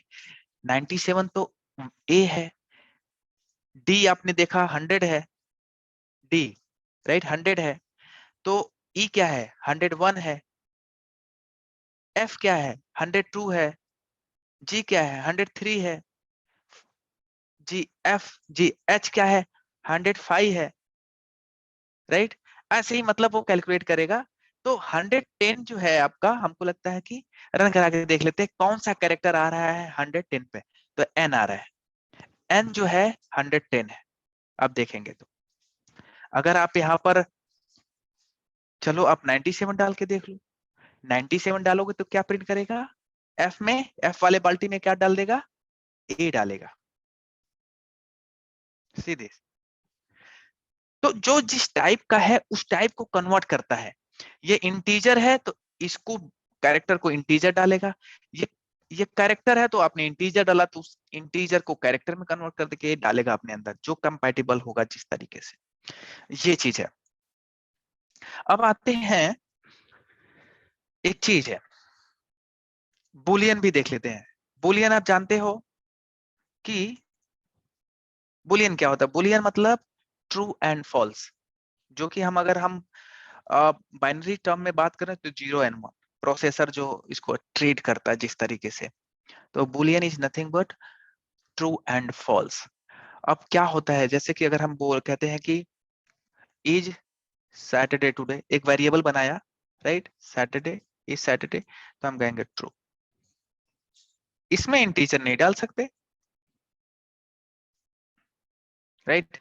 अगले से देखिए, यहाँ पर 1 डालने का मतलब हम सोच रहे थे कि ट्रू, राइट? लेकिन यहाँ पर जावा में आपको ट्रू ही लिखना पड़ेगा, ऐसा नहीं जीरो लिख दीजिएगा तो वो आप समझ जाएगा कि फॉल्स एंड 1 लिख देंगे तो ट्रू। नहीं, देखिए बुलियन ये भी एक बाल्टी है। हमने इस बाल्टी में क्या बोला है, कैसा रखना है? ट्रू, या तो ट्रू रख सकते हैं या तो फॉल्स रख सकते हो। तो इसके सामने आप 10 लिख दोगे तो नहीं रखने देगा, ऑब्वियस सी बात है। हमने क्या बोला है कि या तो आप ट्रू रख सकते हैं या तो फॉल्स रख सकते हो। तो बुलियन जब भी वेरिएबल बनाओगे तो या तो ट्रू लिखोगे या तो फॉल्स लिखोगे। इट्स वेरी सिंपल, यही दो चीज रख सकते हो बुलियन में, अदरवाइज कुछ नहीं रख सकते आप। क्लियर है? तो ये आपको ध्यान रखना होगा। अब आते हैं, देखिएगा अभी अभी बहुत सारी चीजें क्लियर होने वाला आपका यहाँ से डेटा में। लेट्स से मैं ये कहता हूं कि एक काम करते हैं, आपने देखा होगा कि अभी आप इंट देखे होंगे डबल देखे होंगे, जो very common data, right. Double देखे होंगे, कभी कभी आपने फ्लोट भी देख लिया होगा, राइट। कैरेक्टर भी देख लिया है आपने, देख ही लिया। मतलब मोस्टली जो है हम ये ज्यादा देखते हैं, राइट। इवन डबल, मुझे लगता है इंट ज्यादा देखते हो आप लोग। लेकिन हम आज थोड़ा सा और भी दिखाएंगे, जो सबसे जो जितने प्रकार के हमारे डेटा टाइप में होते हैं इंटीजर वाले में, हमारा सबसे होता है बाइट।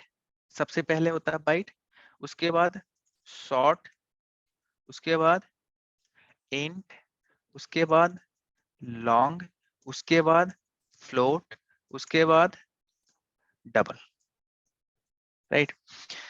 ध्यान से सुनिएगा, ये हमारा ऐसे सबसे बड़ा डबल माना जाता है, और सबसे छोटा क्या माना जाता है, बाइट। आप जानते हो बाइट, राइट। बहुत छोटा यूनिट होता है नंबर का, बाइट, राइट। और सबसे बड़ा डबल, राइट। अच्छा, एक प्रोग्राम है आपसे अगर मैं बोलूं, एक काम करिए आप लोग, 2 नंबर का प्रोग्राम लिख के हमें बताइए। 2 नंबर ऐड करना है और उसका प्रोग्राम मुझे लिख के बताइए। तो मोस्टली जब भी मैंने इंटरव्यू लिया है तो लोग क्या करते हैं, सबसे इजीएस्ट वे में ये लिखते हैं, int a2 int b equal to 3 and let's say एक तीसरा वेरिएबल खरीद लेते हैं, c equal to a plus b कर देते हैं, और कहते हैं सर अब c को प्रिंट करा दीजिए। देखा जाए तो आपका हो गया। क्लियर है? अब देखिए, आप ये ऐड करके बता देगा, मतलब आप देखें तो हो गया, राइट। एडिशन का प्रोग्राम, राइट। हम, मेरा क्वेश्चन ये था आपसे कि 2 नंबर हम देंगे और वो 2 नंबर को आपको ऐड करने का प्रोग्राम लिखना है। तो आपने ये प्रोग्राम लिख दिया। हमने कहा अच्छा ठीक है, आपने ये नंबर डाला है ना, ये नंबर डाला है, ठीक है, हम आपको नंबर दे रहे हैं, ये ऐड करके दिखाओ, ये नंबर ऐड करके दिखाओ। नहीं हो रहा है, कुछ एरर आ रहा है। इसमें साइज का इशू होता है, इंटीजर और फ्लोट का साइज होता है, और बिल्कुल बिल्कुल, हर एक डेटा टाइप का एक साइज होता है। आज आपको साइज पूरा जो कंफ्यूजन होता है ना, साइज में क्या है, कितना करना है, कैसे करना है, आप समझ जाओगे। सबसे बेटर पहला क्वेश्चन, अगर आपका इंटरव्यूअर अगर सम का प्रोग्राम पूछता है तो उसके पीछे लॉजिक क्या है, अभी हम आपको बताएंगे। अगर वो बहुत इजी क्वेश्चन पूछता है गाइस इंटरव्यू में, तो ध्यान रखना, वो कुछ ना कुछ बहुत बेसिक चीज देखना चाहता है। और वो क्या इस प्रोग्राम में देखना चाहा था, मैं अभी आपको, आप खुद बोलोगे कि सर हाँ एक्चुअली हमने ये प्रोग्राम गलत लिखा था, आपको क्या लिखना चाहिए था, अभी आपको क्लियर हो जाएगा। चलिए ठीक है, हम कहते हैं कि चलो हम सबसे छोटा वाला, चलिए ठीक है, आपको हम कह रहे हैं कि भाई ध्यान सुनिएगा, परसेंटेज की वैल्यू, एक ऐसा रिक्वायरमेंट आया है जिसमें आपको पता है कि हमेशा नंबर 1 से लेके 100 के बीच में ही रहने वाला है, ऐसा रिक्वायरमेंट है। जस्ट इमेजिन, आपको मतलब कुछ ऐसा दिखा दीजिए, जैसे कि एक ऐसा सॉफ्टवेयर बना रहे हैं जहां पर आपको पता है कि हमेशा नंबर 1 से लेके कि 100 के बीच में ही रहना है, चाहे 150 के बीच में रहना है, इससे ज्यादा नंबर नहीं आने वाला है। जस्ट इमेजिन, एक ऐसा सिनेरियो है। तो आप उस केस में हमें कौन सा डेटा टाइप यूज करना चाहिए इन चारों में से, राइट। ये हमें सीखना है। चाहे हमने एडिशन का बोला, कोई भी नंबर दो हो उसको ऐड कर लें, तो कौन सा हमें करना चाहिए, आप अभी आपको क्लियर हो जाएगा। लेट्स से कि हमने कहा कि एक वन, जैसे आपने वन इंट इंट ए लिख रहे थे आप, ए इंट इक्वल टू 10, राइट, ये लिख रहे थे। अब हम इंट न लिख करके लिखेंगे बाइट। और remember this always start with small letter, I have written capital letter, that is wrong. जितना भी होता है सारा स्मॉल लेटर से स्टार्ट होता है, राइट। तो ये देखिए, एक बाइट, हम इंट हटा करके हमने बाइट लिख दिया, राइट। बिल्कुल परफेक्ट है, कोई गलत नहीं है। अब देखिए ना, बाइट बाइट को आप ऐड कर सकते हो, there is no issue with that. अब ये कह रहा हूं कि एक बाइट लिखा आपने, राइट, एक बाइट में आपने 10 डाल दिया, क्या मैं इसमें कितना बड़ा नंबर डाल सकता हूँ, देखता हूं मैं, नहीं अलाउ कर रहा है, कह रहे इस इतना बड़ा नंबर नहीं, ये बहुत छोटा चीज है ये। तो हम कितना डालें, 130, नहीं ये 130 भी अलाउ नहीं कर रहा है, तो हम कितना डालें, हमें नहीं पता चल रहा सर कितना डालें एक्चुअली में। सही बताएं तो आपके दिमाग में क्वेश्चन आ रहा होगा, सर मैं कैसे पता करूं कि कितना डालूं इसके लिए। चाहे अगर मैं एक शॉर्ट कर दूं, शॉर्ट लेस से बी, तो इसमें कितना बड़ा डालूं, ये सर मैं कैसे जानूं? मैं दिमाग में क्वेश्चन आ रहा होगा। देखिए इसमें भी नहीं अलाउ कर रहा है, राइट। चाहे आपने इंट लिखा लेस से सी, इसमें कितना बड़ा सर नंबर डालूं, मुझे नहीं पता चल रहा, जस्ट इमेजिन। देखिए इसमें भी अलाउ नहीं कर रहा है, ठीक है, कितना बड़ा नंबर डालूं, ये क्वेश्चन आते हैं दिमाग में, मतलब लेकिन आज आपका सारा डाउट क्लियर हो जाएगा। कैसे सोचना है, कितना नंबर आएगा, आप खुद बता दोगे कि सर इतने नंबर तक ही जाएगा। एक सबसे जो इजीएस्ट वाला मैं एग्जांपल बताऊंगा, उसी से आप सारे का आंसर खुद निकाल लोगे, ठीक है। ध्यान से देखिएगा। आप जानते हो एक बाइट सॉरी, एक बाइट को क्या कहते हैं? 8 बिट, राइट। आप जानते हो, आते हैं भी इस पर, ठीक है। एक बाइट को कितना बोलते हैं? 8 बिट, राइट। ये सब लोग जानते होंगे, राइट। अब देखिए हम इसमें कितना नंबर स्टोर कर सकते हैं वो हम निकालने की कोशिश कर रहे हैं। इसके सामने हमें कितना लिखना चाहिए, कितना नहीं लिखना चाहिए, हम वो निकालने की कोशिश कर रहे हैं। इसके सामने कितना बड़ा नंबर डालना है, तो आपको लॉजिक जो अपनाना है, लेट से अगर हम, जैसे हमने कहा कि एक byte equal to 8 bit, right. ऐसे ही शॉर्ट का भी अगर कितना बड़ा नंबर लिख सकते हैं, शॉर्ट लेस से कि इसका नाम रखते हैं बी, और इसके सामने कितना बड़ा रख सकते हैं मुझे नहीं पता चल रहा है, बट हमें निकालना है इसको भी। अब एक शॉर्ट में 2 बाइट होता है, एक शॉर्ट इक्वल टू 2 बाइट, तो देखा जाता है यहाँ कितना बाइट है? 2 बाइट है कि नहीं। इंट में 1 सेकेंड गाइस, जस्ट 1 सेकेंड।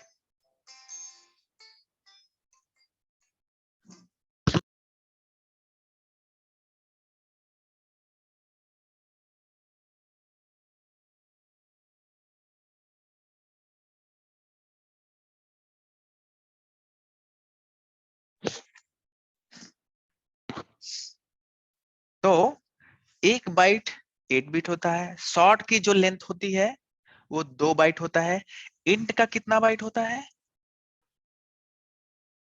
जैसे 4 बाइट होता है, 4 बाइट मेमोरी लेता है। कोई भी वेरिएबल अगर आपने इंट बनाया तो आपके रैम से कितना बाइट मेमोरी चुरा लिया? 4 बाइट का। इस तरीके से समझना है आपको। अगर आपने 1 बाइट लिखा है तो 8 बिट मेमोरी चुराया, 1 बाइट का मेमोरी चुराया है। अगर आपने कोई वेरिएबल शॉर्ट में बनाया है तो वो 2 बाइट का मेमोरी चुराया आपका रैम से। रैम का 4 GB का रैम होता है, राइट। उसमें से कितना मेमोरी ये लेगा, ये बता रहा है। और जितना बड़ा मेमोरी लेगा उतना बड़ा नंबर स्टोर करेगा, ऑब्वियस सी बात है। तो 1 बाइट 8 बिट मेमोरी लेता है, 2 बाइट 16 बिट मेमोरी लेगा, 4 बाइट 32 बिट मेमोरी लेगा, राइट। मतलब इस तरीके से अगर समझे तो अभी मुझे इस पर फोकस कर लेने दीजिए। अभी अपने आप ये आंसर दे दोगे आप, सारे में सेम ही रूल अपना ही होगा। तो 1 बाइट आपका 8 बिट हुआ, और 8 बिट अगर आपको पता करना है कि यहाँ पर हम कितना बड़ा नंबर लिख सकते हैं तो आपको 8 बिट के साथ खेलना होगा। अब क्या करना होगा ये पता चल गया, तो 2 के पावर क्या करना है, 2 के पावर 8 लिखना है। 2 के पावर 8, इसमें क्या करना होगा, कितना लिखोगे आप? ये 16 बिट हो जाएगा ना, ये कितना हो जाएगा, 32 बिट हो जाएगा ना। वही चीज सब में जो मैं इसके साथ करूंगा वही चीज आप इसके साथ भी करते रहना, सबका नंबर निकल जाएगा, ठीक है। और इसका मैं इसलिए निकाल रहा हूं कि इसका बहुत छोटा नंबर है, तो इसलिए आपका इसका कैलकुलेशन बड़ी आसानी से हो जाएगा। इसको सी लिख देते हैं, ए ना लिख करके, क्लियर है। 2 के पावर 8 कितना होता है? 256, राइट। 2 के पावर 8 निकालेंगे आप तो 256 हो जाएगा। इसी के हिसाब से इस पर भी 2 के पावर 16 करिएगा तो जितना भी आएगा, मतलब 2 के पावर ये 32, राइट। अब इसको क्या करिए, 2 से मतलब डिवाइड कर दीजिए। ये 2 से जब डिवाइड करेंगे तो ये आ जाएगा, मतलब देखा जाए तो ये क्या करेगा, इसका मतलब 256 जो आया है, 256 जो आया है, ये 256 वैल्यू अपने अंदर डाल सकता है। 256 वैल्यू का क्या मतलब है, अब मैं बताता हूँ। इसको 2 से डिवाइड करिए, कितना आएगा, 128, राइट। 128 माइनस, देखिए स्टार्ट करेगा -128 से लेकर के, इसका मतलब 2 इंक्लूडिंग -128 कामा -127 कामा, ऐसे करते जाएगा, ऐसे करते हुए जाएगा 0, फिर ऐसे ऐसे 127 तक जाएगा। देखिए, तो ये अगर पूरा नंबर काउंट करें, पूरा नंबर काउंट करेंगे तो ये टोटल नंबर अगर आप पूरा बीच का काउंट करेंगे -128 से लेकर के 127 तक, तो ये दो टोटल नंबर आपका 256 आएगा।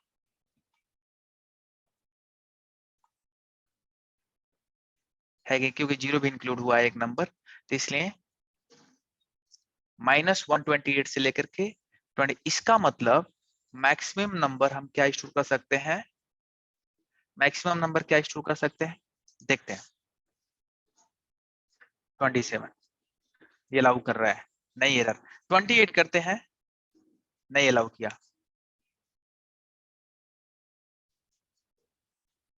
क्लियर हो रहा है मैं क्या कहना चाह रहा हूँ।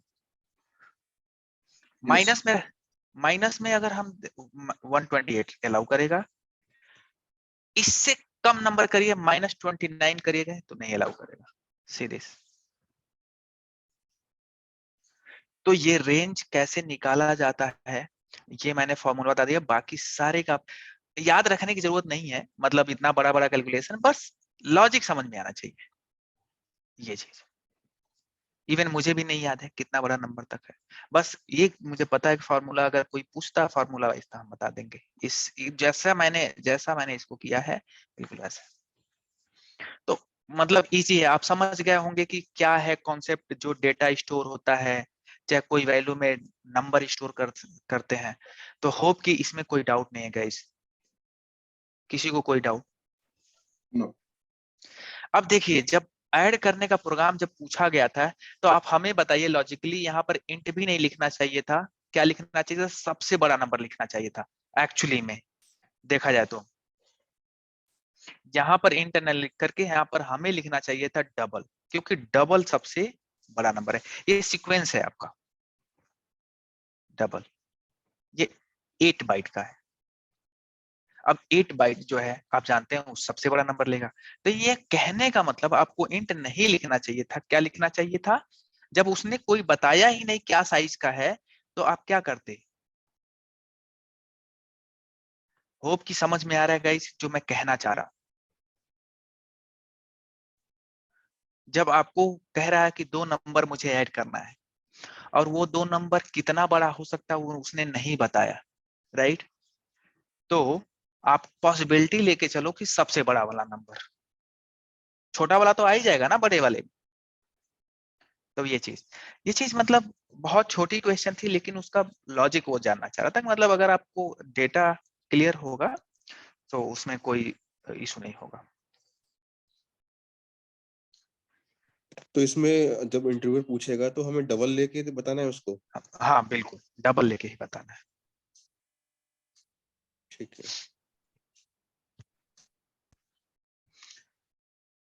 चलिए आते हैं लूप्स पे। लूप्स मैं बताने वाला हूँ, लूप्स क्या होता है और कितने प्रकार के लूप्स होते हैं, हम सारा डिस्कशन करेंगे एक एक करके। एक फोल्डर बनाएंगे, लूप्स डेमो।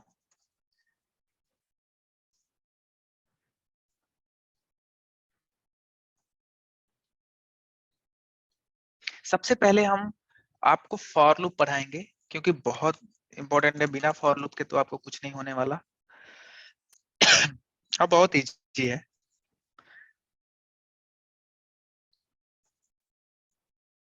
सबसे पहले अगर मैं ये बोलूं कि लूप क्या होता है, चलिए ठीक है, मैं आपको एक सिनेरियो दे रहा हूं, आप क्या करिए, मुझे ये 10 बार प्रिंट करा के दिखाइए। हाय, लेट्स से हाय मुझे 10 बार प्रिंट कराना है, आप क्या करोगे? सर कहोगे सर अगर हाय 10 बार प्रिंट कराना तो एक काम कर सकता हूं मैं, बहुत आसान है, जो कि मुझे इजी लग रहा है। अब कंट्रोल जेड कंट्रोल सी, 10 बार ऐसे, लेट्स से 5 बार, वही 10 बार नहीं करते, 10 बार नेसेसरी, 5 बार मुझे करना है, तो कहोगे सर हम 5 बार लिख देंगे और 5 बार प्रिंट हो गया, राइट? देखिए 5 बार प्रिंट होगा, हमारा टारगेट पूरा हो गया, जो मुझे बोला गया मैंने वो प्रिंट करा दिया, राइट? नहीं, now my scenario is I want to print this 100 times. अब क्या करोगे? 100 टाइम पेस्ट करोगे, अगली बार मैं फिर बढ़ा दूंगा, मैं 500 टाइम चाहता हूं मैं प्रिंट हो। तो ये तरीका सही है। अगर आपको सर्टेन कोड, कोई कोड बार बार रन कराना है तो उसको क्या करो, किसी लूप में डाल दो, किसी लूप में घुमा दो, अरे घुमा दो उसको, वो लूप में घुमा दो उसको, वो घूमता रहेगा, जब तक वो घूमता रहेगा, जब तक लूप वो सेटिस्फाई चलता रहेगा, जब तक वो लूप चलता रहेगा तब तक तुम्हारा उसके अंदर का कोड चलता रहेगा, बार बार बार बार बार बार। अब वो चीज मैं कैसे करूं, इसी को लूप बोलते हैं। तो इसमें बहुत सारे लूप होते हैं, एक फॉर लूप होता है, एक वाइल लूप होता है, एक डू वाइल लूप होता है, जो मेजरली मतलब सबसे ज्यादा फॉर लूप यूज होता है, वाइल लूप होता है, डू वाइल बहुत रेयर केस में यूज होता है, ना ही यूज होता है सही बताऊं तो, लेकिन for loop and while loop use होता है, सब जिसमें सबसे ज्यादा यूज फॉर लूप होता है। अब लूप है, लूप मतलब आप समझ गए, लूप का नाम सुनते ही आप समझ गए कि ऐसा कोड जो उसके, ऐसा चीज जो बार बार किसी कोड को रन कराएगा, बार बार किसी कोड को रन कराएगा, रिमेंबर दिस, इसका मतलब इस कोड को मुझे बार बार अगर रन कराना है तो ये किसी लूप के अंदर डाल दूं, अंदर डाल दूं, राइट? अब मैं ये चीज, तो मैं सबसे पहले फॉर लूप चलाऊंगा। फॉर लूप का सिंटैक्स क्या है, देखो फॉर लिखना है और इसका बॉडी, और इसमें 3 चीज करना है, ऐसे हो गया काम। देखो this is perfect for loop. If you see the syntax, do you think is there any issue in this? No issue, right? Because I'm not getting any compilation error. See, this for loop is perfectly fine. कोई issue नहीं इस for loop में। अगर मैं इसको, इसी को तो मैं चाह रहा था बार बार चलाना, तो मैं इसके अंदर डाल दूं, बॉडी की कोई भी कोड, जैसे मेन मेथड का बॉडी है ना, देखो तो इसका भी बॉडी है, ये बॉडी इसी के अंदर लिख देना है। और ये कितनी बार प्रिंट करेगा, कोई मुझे बताएगा ये कितनी बार प्रिंट करेगा? क्योंकि ये लूप है, अगर लूप है तो मैंने बताया इस कोड को ये बार बार रन चलकर चलाएगा, जितनी बार चलाएगा उतनी बार हाई प्रिंट होगा। अब हमें बताओ ये कितनी बार प्रिंट करेगा हाई? मैंने कहीं बोला है उसको कि नहीं भाई 5 टाइम्स ही प्रिंट करना, नहीं 10 टाइम ही प्रिंट करना, मैंने कहीं कुछ नहीं बोला। आप कोई गेस कर सकते हो कि ये फॉर लूप कितनी बार चलेगा? ये फॉर लूप बिल्कुल परफेक्ट है, देयर इज नो इशू, ये बिल्कुल चलेगा। अगर मैं चलाऊं तो आप देखोगे, देखो चलते जा रहा है, रुकेगा ही नहीं, देखो चल रहा है, अभी भी चल रहा है, ठीक है। अब मैं इसको टर्मिनेट करने जा रहा हूँ, क्योंकि ये देखो चल रहा है ये, राइट? इसको मैं टर्मिनेट कर दूंगा, अब देखो कितना ज्यादा चल चुका है, ये चलता रहेगा। और ये कब तक चलेगा? कुछ तो लिमिट होगा, ये तब तक चलेगा जब तक आपका रैम की मेमोरी पूरा ना खा जाए। तो अब देखिए, ये हम कुछ हमने लिखा नहीं, यहाँ पर, यहाँ पर और यहाँ पर 3 कंडीशन लिखा जाता है, 3 चीजें लिखी जाती है, कंडीशन नहीं 3 चीजें लिखी जाती है।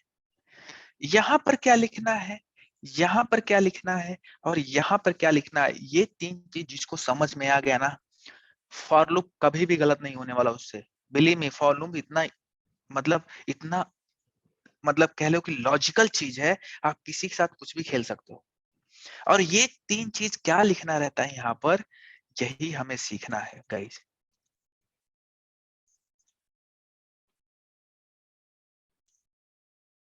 यहाँ पे कुछ लिखूंगा, यहाँ पे कुछ लिखूंगा और यहाँ पे कुछ लिखूंगा, वो चीज सीखना है। यहाँ पर क्या लिखते हैं, पहला जो लिखते हैं, पहला वाले में इनिशियलाइजेशन करते हैं। अभी इनिशियलाइजेशन क्या होता है, जैसे कि हमने इंट a इक्वल टू 10 मैंने बताया था, ये इनिशियलाइजेशन करता है, मतलब वैल्यू किसी को इनिशियलाइज कर देना वैल्यू। तो लेट्स से अगर हम इसमें एक value int a equal to int i लिखते हैं, i इक्वल टू 10। इनिशियलाइजेशन मतलब i एक बाल्टी है, उस i में हमने 10 डाल दी, ठीक है, तो इसको इनिशियलाइजेशन बोलते हैं। यहाँ पर क्या लिखते हैं दूसरे वाले बॉक्स में, validation. Validation remember this, validation क्या होता है अभी हम देखेंगे उसको। दूसरे वाले में वैलिडेशन और तीसरे वाले में इंक्रीमेंट और डिक्रीमेंट, ठीक है। इनिशियलाइजेशन, वैलिडेशन एंड इंक्रीमेंट और decrement, it's totally on scenario कि इंक्रीमेंट करना चाह रहे हो कि डिक्रीमेंट करना चाहते हो, जैसा सिनेरियो होगा उस पर। अब हमने इनिशियलाइजेशन किया, राइट।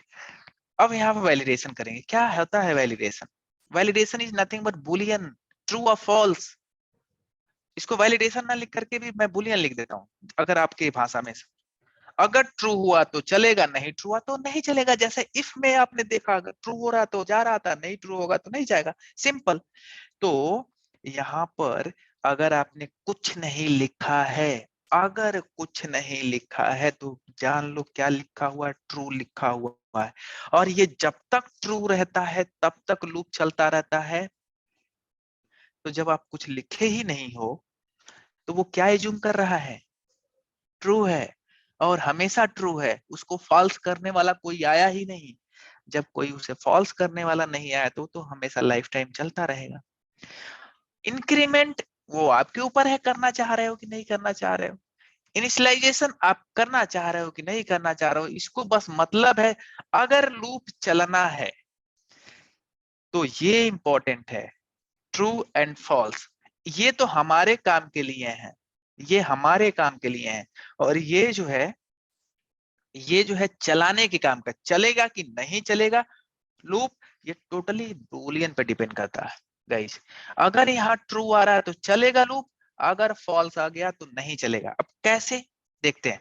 हमने कहा i लेस देन 9।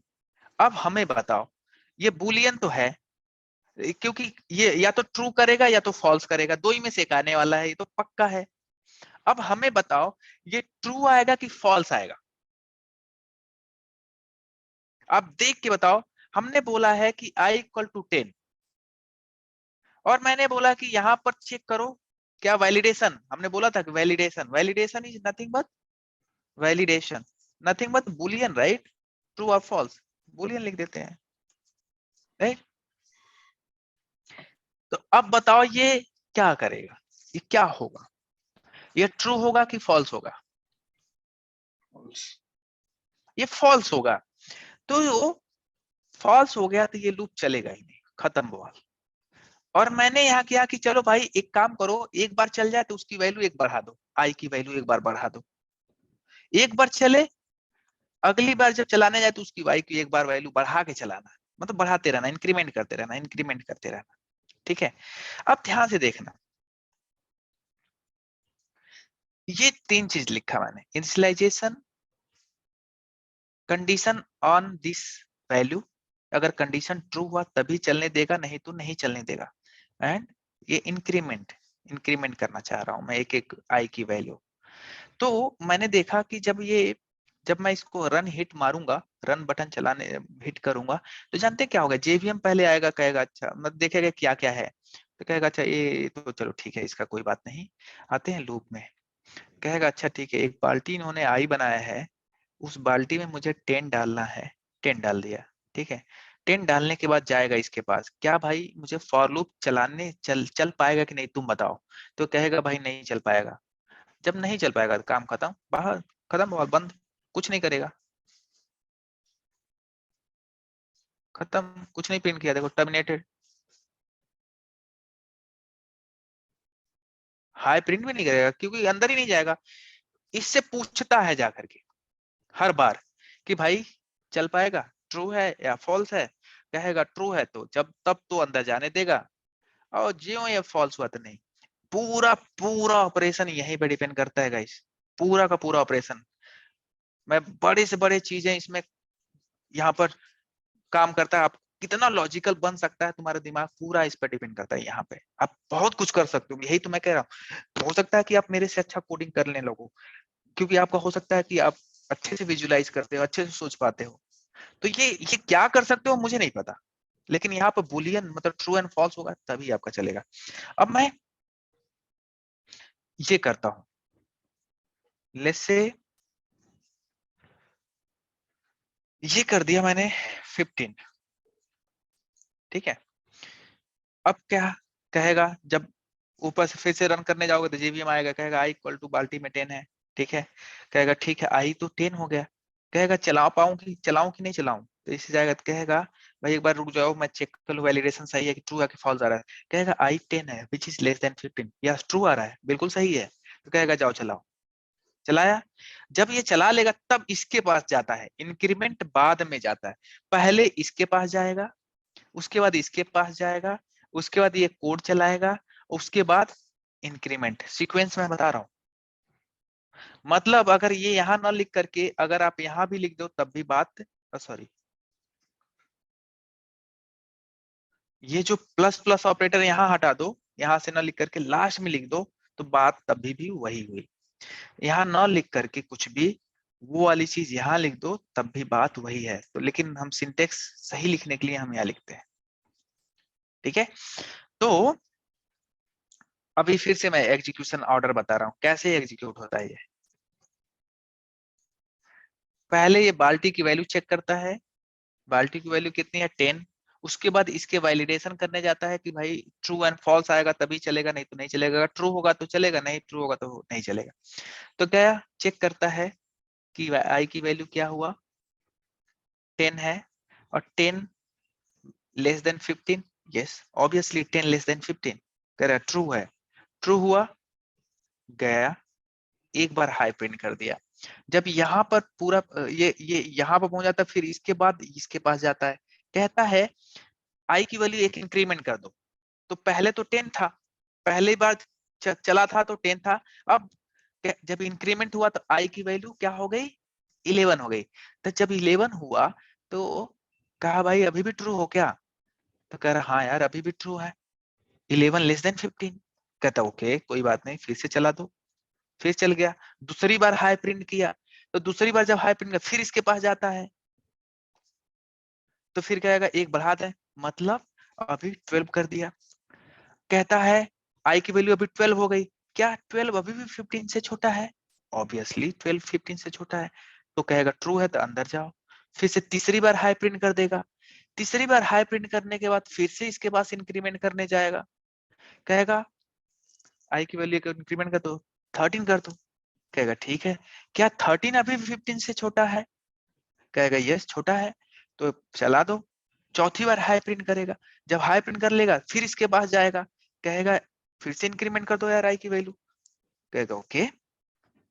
तो 14, तो कह रहेगा 14 क्या 15 से छोटा है, कहेगा यस, फिर से इनको प्रिंट कर देगा।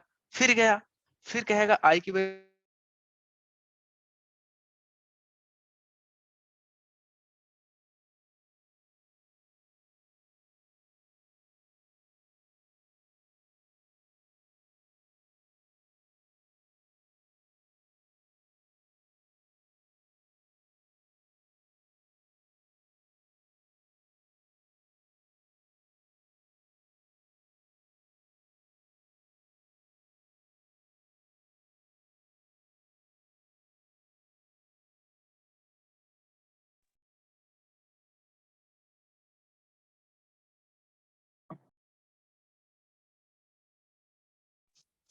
हेलो।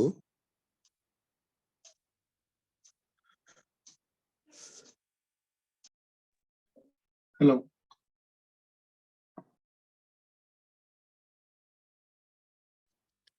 सर आपकी आवाज नहीं आ रही है, स्क्रीन शेयर नहीं हो रही है। 1 second, there was power cut, so let me reshare.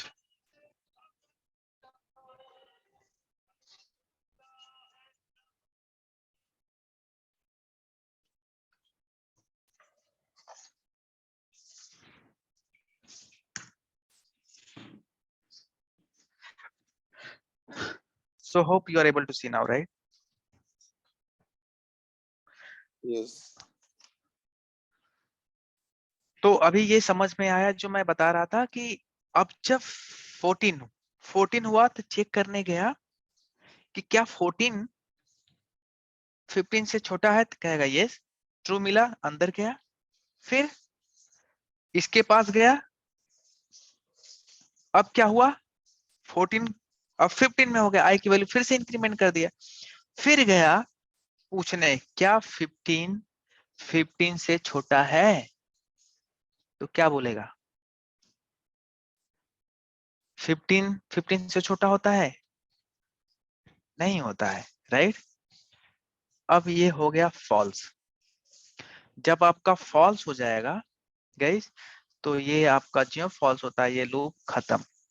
मतलब ये देखा है तो जब 10 था, 11 था, 12 था, 13 था, 14 था, तब प्रिंट किया, मतलब ये 5 बार प्रिंट करेगा, उसके बाद लूप से बाहर आ जाएगा सीधे। हो गया, क्लियर हो रहा है। तो फॉर लूप कैसे चलता है,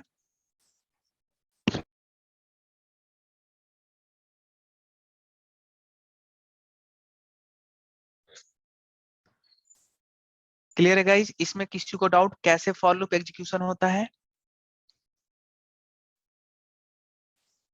या क्लियर अखिलेश। ठीक है। अब एक चीज और, ये थोड़ा सा, अब हम चाहते हैं कि 1 से लेकर के मैं 10 तक प्रिंट कराऊं। कभी कभी ये क्वेश्चन पूछा जाता है 1 से लेकर के 10 तक। तो देखिएगा क्या, हम आई की वैल्यू 1 से शुरू करेंगे, और अभी आपको सब कुछ समझ में आने लगेगा, अपने आप समझ में आएगा। इसमें 1 से लेकर के, और इक्वल टू भी लगा सकते हो यहाँ पर, ऑब्वियस सी बात है, इक्वल साइन और इंक्रीमेंट। अब मैं क्या करूंगा, आई को ही प्रिंट करा दूं, आई बाल्टी को ही प्रिंट करा दूं, क्या दिक्कत है। देखिए यहाँ पर क्या है, अगर हम ध्यान से समझें, थोड़ा स्पेस इसको कम कर दें, तो आप अगर यहाँ देखें तो सबसे पहले बाल्टी में क्या है, 1 है। गया चेक करने, क्या 1 10 से छोटा है, तो कहेगा ट्रू, अंदर जाओ, और उसी आई को मैंने कहा प्रिंट कर दो, प्रिंट कर दिया। फिर मैंने बोला आई की वैल्यू 1 बढ़ा दो, अब आई की वैल्यू यहाँ पर 1 ना होकर के 2 हो गई।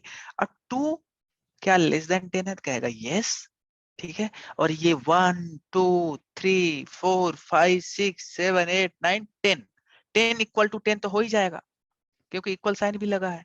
तो 10 इक्वल टू 10 तक जाकर के ये चलेगा।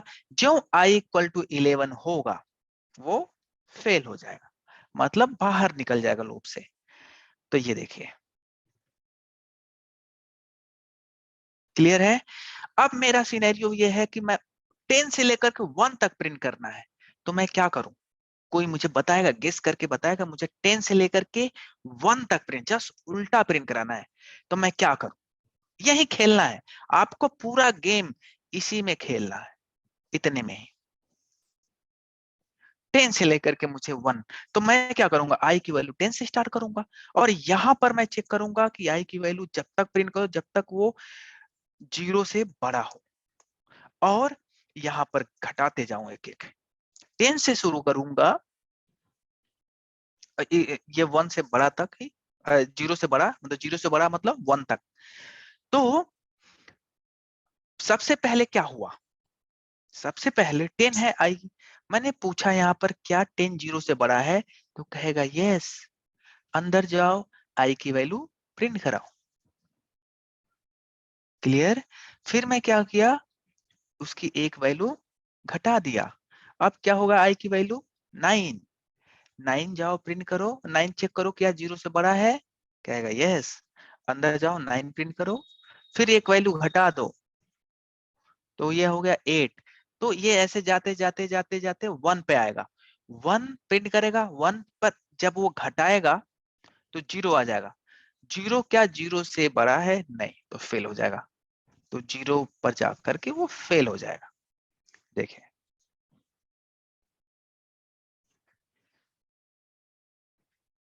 किसी को कोई डाउट फॉर लूप में एग्जीक्यूशन में?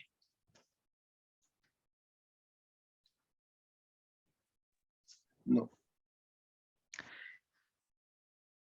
आज के लिए हम इतना ही रहने देते हैं। हमारा कल का सेशन में लूप खत्म होगा, while loop and do while loop होगा। अब ये चीज बहुत इजी है, मतलब बहुत इजी है, जिसको आप पूरा कॉन्सेप्ट इसी पर फोकस है। कुछ हम प्रोग्राम देखेंगे इस पर। एक चीज मैं बोलूंगा, आप जो है क्या करना है, टू का टेबल प्रिंट करानी है। टू का टेबल, मैंने 2 प्रोग्राम दिया है, आपको क्या करना है, टू का टेबल प्रिंट करानी है। अब देखना है कि टू का टेबल आप कैसे प्रिंट कराते हैं। सिंपल, अगर टू का टेबल प्रिंट कर लोगे तो आप किसी का भी टेबल प्रिंट कर लोगे, इट्स वेरी सिंपल है। लेकिन आपका क्वेश्चन, दो प्रोग्राम मैंने दिया है आपको। एक जो